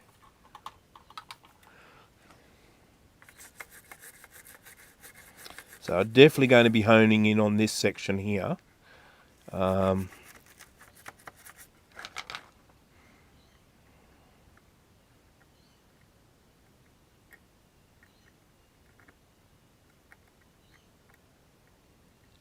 Yeah, look, there's another little piece of solder. What the hell, man?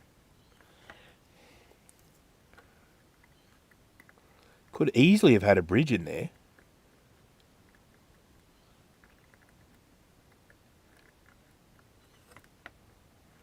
Did I take this component off? I'm wondering whether I took this whole component off before.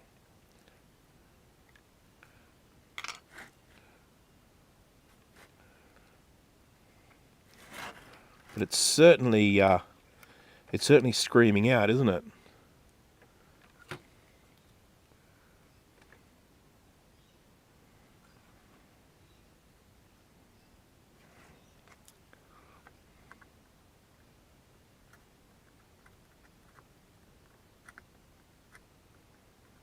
And that's probably why it's doing the slow startup.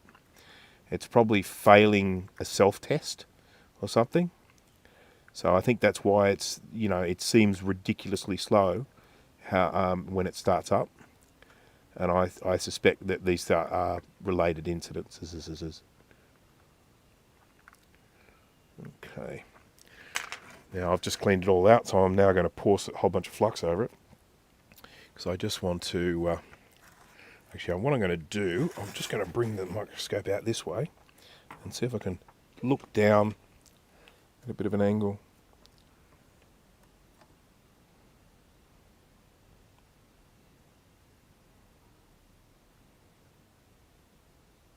Yeah, I've definitely resoldered all these pins at some stage.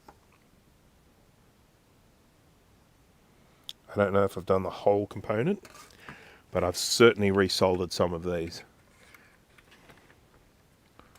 Oops. I've got a new mouse down here, which is good. My old mouse was just starting to really annoy me, so I bought a new mouse, a little Logitech that uses the little dongle.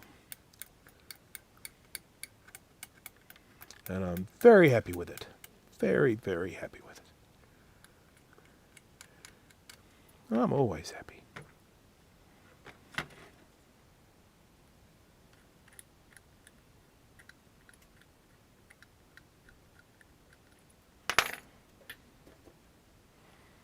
Sorry, a little bit out of focus there.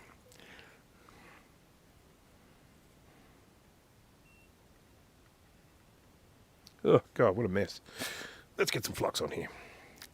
I'm using Steriflux. I always use Steriflux, but today I'm using the V4 formula, which I have to say I'm super impressed with. I think I probably like it more than the V5.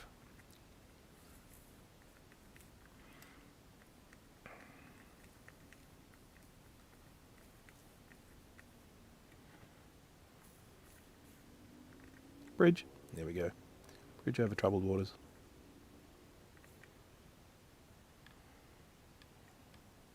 Right. Now, I know it doesn't look like I've done much, but I did pull out some of those big chunky pieces of solder, and I'm just wondering whether there might have been a bridge there. So I'm going to test it out, even though it feels like I haven't done anything.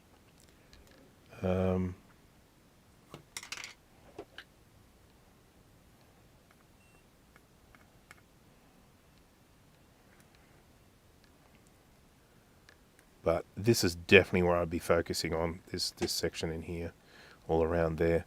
You can see there's some trace damage around here, but I think this stuff is all more related to power than it would be related to specifically to the ADB. So I suppose it could be related to the 5 volts required for ADB, but and see, that's pretty ugly too. I mean, I probably did this on a live stream, so I can probably look up my live stream. But this needs a soak for starters, because I've got to soak some of this flux away.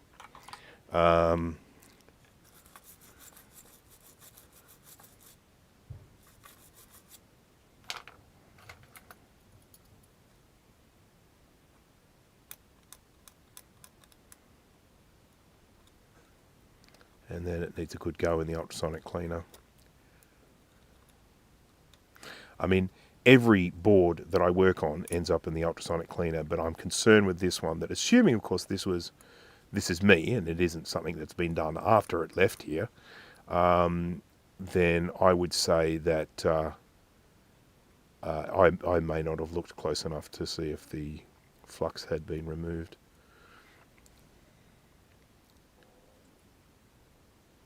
As I say, assuming that it was me and it isn't someone looking at this afterwards. And for that, I would need to go back to my live stream if I did do this on a live stream, which I probably did. Never going to miss an opportunity to live stream a recap, eh? Okay. Oh, I haven't looked at the chat in ages. Sorry, everyone.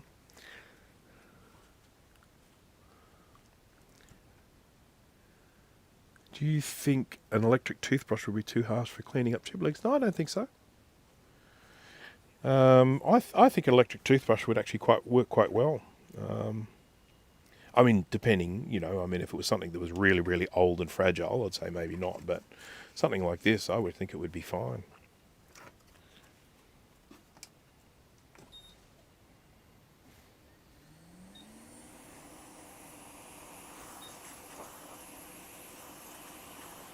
Okay.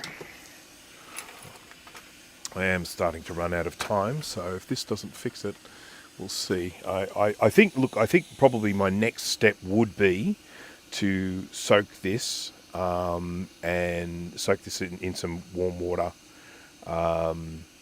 with detergent for a while, and then run it through the ultrasonic cleaner. But the other thing is that I also would rather be doing this with a bit of an idea of like the ADB setup. So having a look at the schematic to actually see, if there is a particular spot around that chip that I should be looking, a particular pin or a particular trace that's related to it. I should also, I wonder if I've got the little green thing that I got from Will to show whether I'm getting the right voltages. I mean, we started the hard drive, that uses 12 and 5, doesn't it? So we must be getting 5 volts.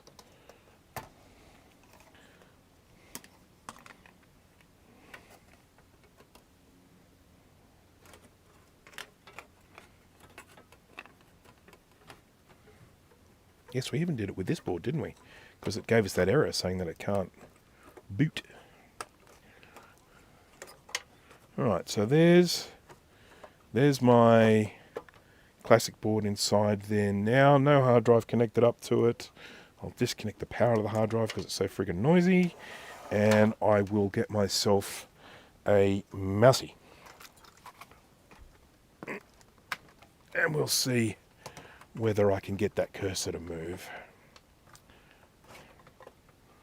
Alright.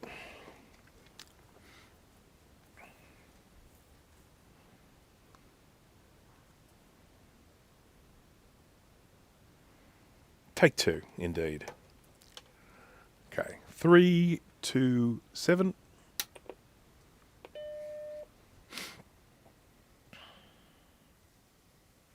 So we had sort of 2 symptoms with this. One, we felt like it was booting really, really slowly. It was taking a really long time to get from this stage to the stage where it sort of loads up the ROM. So this is, I guess, doing a self-test. And so we're thinking that it's probably failing a self-test, and that's one of the reasons why we can't get it to... now that was quicker that time, I felt.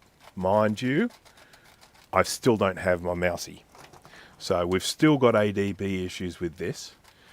So, okay, so where will I go with this next? Oh, I didn't check my reset button. Let me just check that.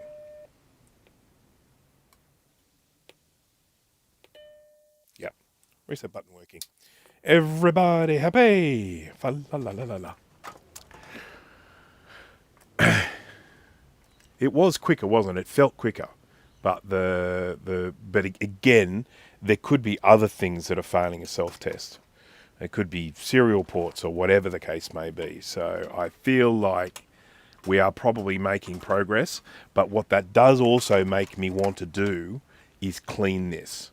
Because I really want to make sure I get all the gunk out of that. Then what I would also want to do is just see what I should be looking for here in terms of vital... I mean, you know what? Yeah, I'm just trying to think. What I should also test with this is to see whether I'm getting 5 volts to the ADB port. Because I might be getting sort of signals but not getting the power. So I probably need to test whether we're getting power to find out whether it's a power issue or whether it's a signal issue. So, oh, Dana fell asleep. Don't worry, Dana, you didn't miss anything. It's my voice. It's like a lullaby, isn't it? So I'm just going to have another quick look at this. I just want to have another just quick look to see if anything looks obviously bad. You know, really obvious trace breaks. But I think we are definitely looking at a broken trace somewhere along here. And you see, this is gunky as well. Look. Ew. Yeah.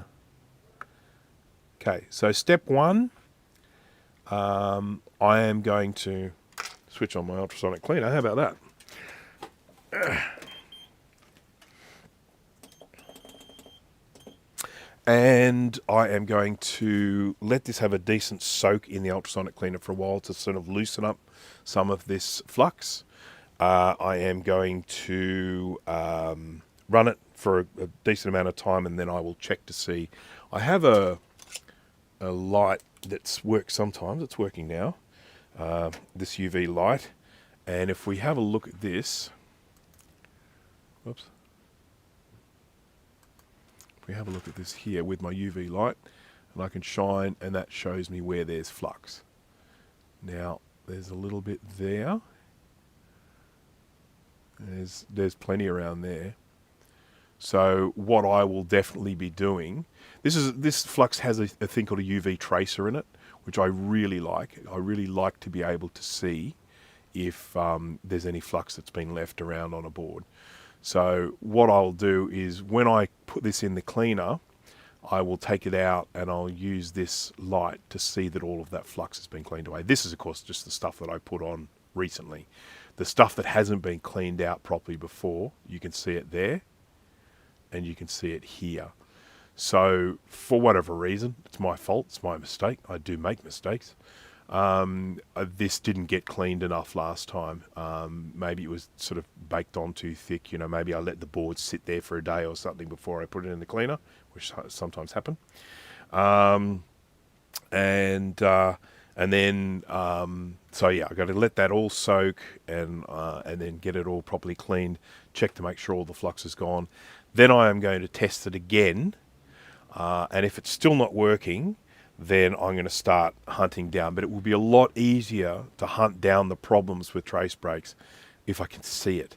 And I can't see it with all this gunk on here at the moment, sort of gunk up there. See, I think I may have even taken that chip off and resoldered it. I may well have taken off some of that chip and resoldered it. That one I think is the SCSI chip. We know SCSI works, so yeah. Oh no, that's a SCSI chip up there. Sorry, that's my mistake. But yeah, as I say, I'm going to probably have a look at the schematic, try and trace out a little bit about the ADB, test to see whether I'm getting power to the ADB because it's supposed to get plus 5 volts there. and then I can sort of work backwards from there. You looked at the ADB chip. Did I? Which one was the ADB chip? There it is. ADB right there. Let's have a look at it. Because that does seem like a fairly... It doesn't actually look too bad. If anything, the ADB chip looks better than the other ones. But let's have a look at it from the side. You never really know until you look at it from the side. Nice. See, I don't think I've even touched that chip. Because it's really clean.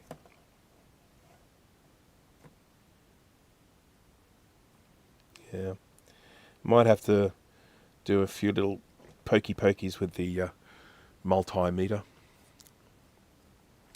That looks like a serial part. This one here, it says ADB XCVR. There we go. But anyhow, I will have to. I'll have to pull out the old schematic for this just to make sure. Rather than flying blind with it. What's that? Oh, that's just a bit of fluff. That's fine. Fluff's fine. But anyhow, on the whole, pretty good. Analog board working fine, so that's great. That's actually a massive win when it comes to a Mac Classic. If you've got an analog board that's spitting out its the image and the 5 volts and the 12 volts, that's a real victory. The logic board, this is something that I can definitely trace down. I can definitely get sorted out. So I'm feeling very confident about this as a repair. So that's great. And of course, worst comes to the worst. He can. Where is it? Where's my gag? I've lost my gag prop. Here it is. Worst comes to worst. I'll just give him this one. Yeah. But it is nice to know I've got this so I need to rate it for parts or anything like that. I think some parts on it are still okay. CPU's shot. But I think things like the BBU, ADB chip, SCSI, SCC, that's probably okay. So, yeah, looking good. So I will do my normal thing and I'll jump across to here. I have been going for 2 hours and 23 minutes, and I think that's long enough. I think it's long enough for anyone to have to sit here and listen to me. So I'll just jump across to here and I'll put this camera back up so it's looking at my face and not my crotch. Because no one needs to see that. There we go. Can we fix it? So it's quickly going to check the chat here. Voice is definitely ASMR. Oh dear. One of the great advantages of having this microphone here, it means that I don't have to yell or anything like that, and I can turn my head and you can still hear my voice, so that's good.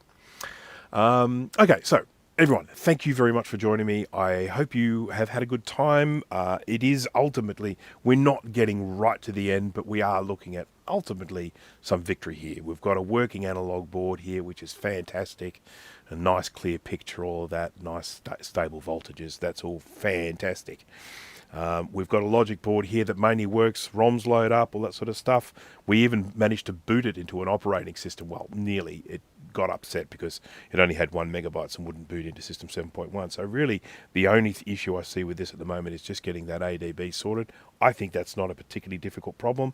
I'll probably work on that maybe later today or tomorrow, and then I'll probably post the results on my Facebook page. It's normally where I put them. So thank you everyone for joining me. Sorry if I didn't acknowledge anyone there. I didn't acknowledge Pentium X2294, so hello there. Yeah, thank you to everyone for joining. Thank you for keeping the chat lively, keeping me entertained while I was doing this work. Yeah, everyone, if you haven't gone and seen Steve's SCSI video, please check that out. If you haven't seen my video on the Zima Blade and you're even remotely interested in Linuxy sort of NAS stuff, please check that out. So thanks again, everyone. Hope to see you at the next one. Hopefully it won't be too far away. And bye-bye.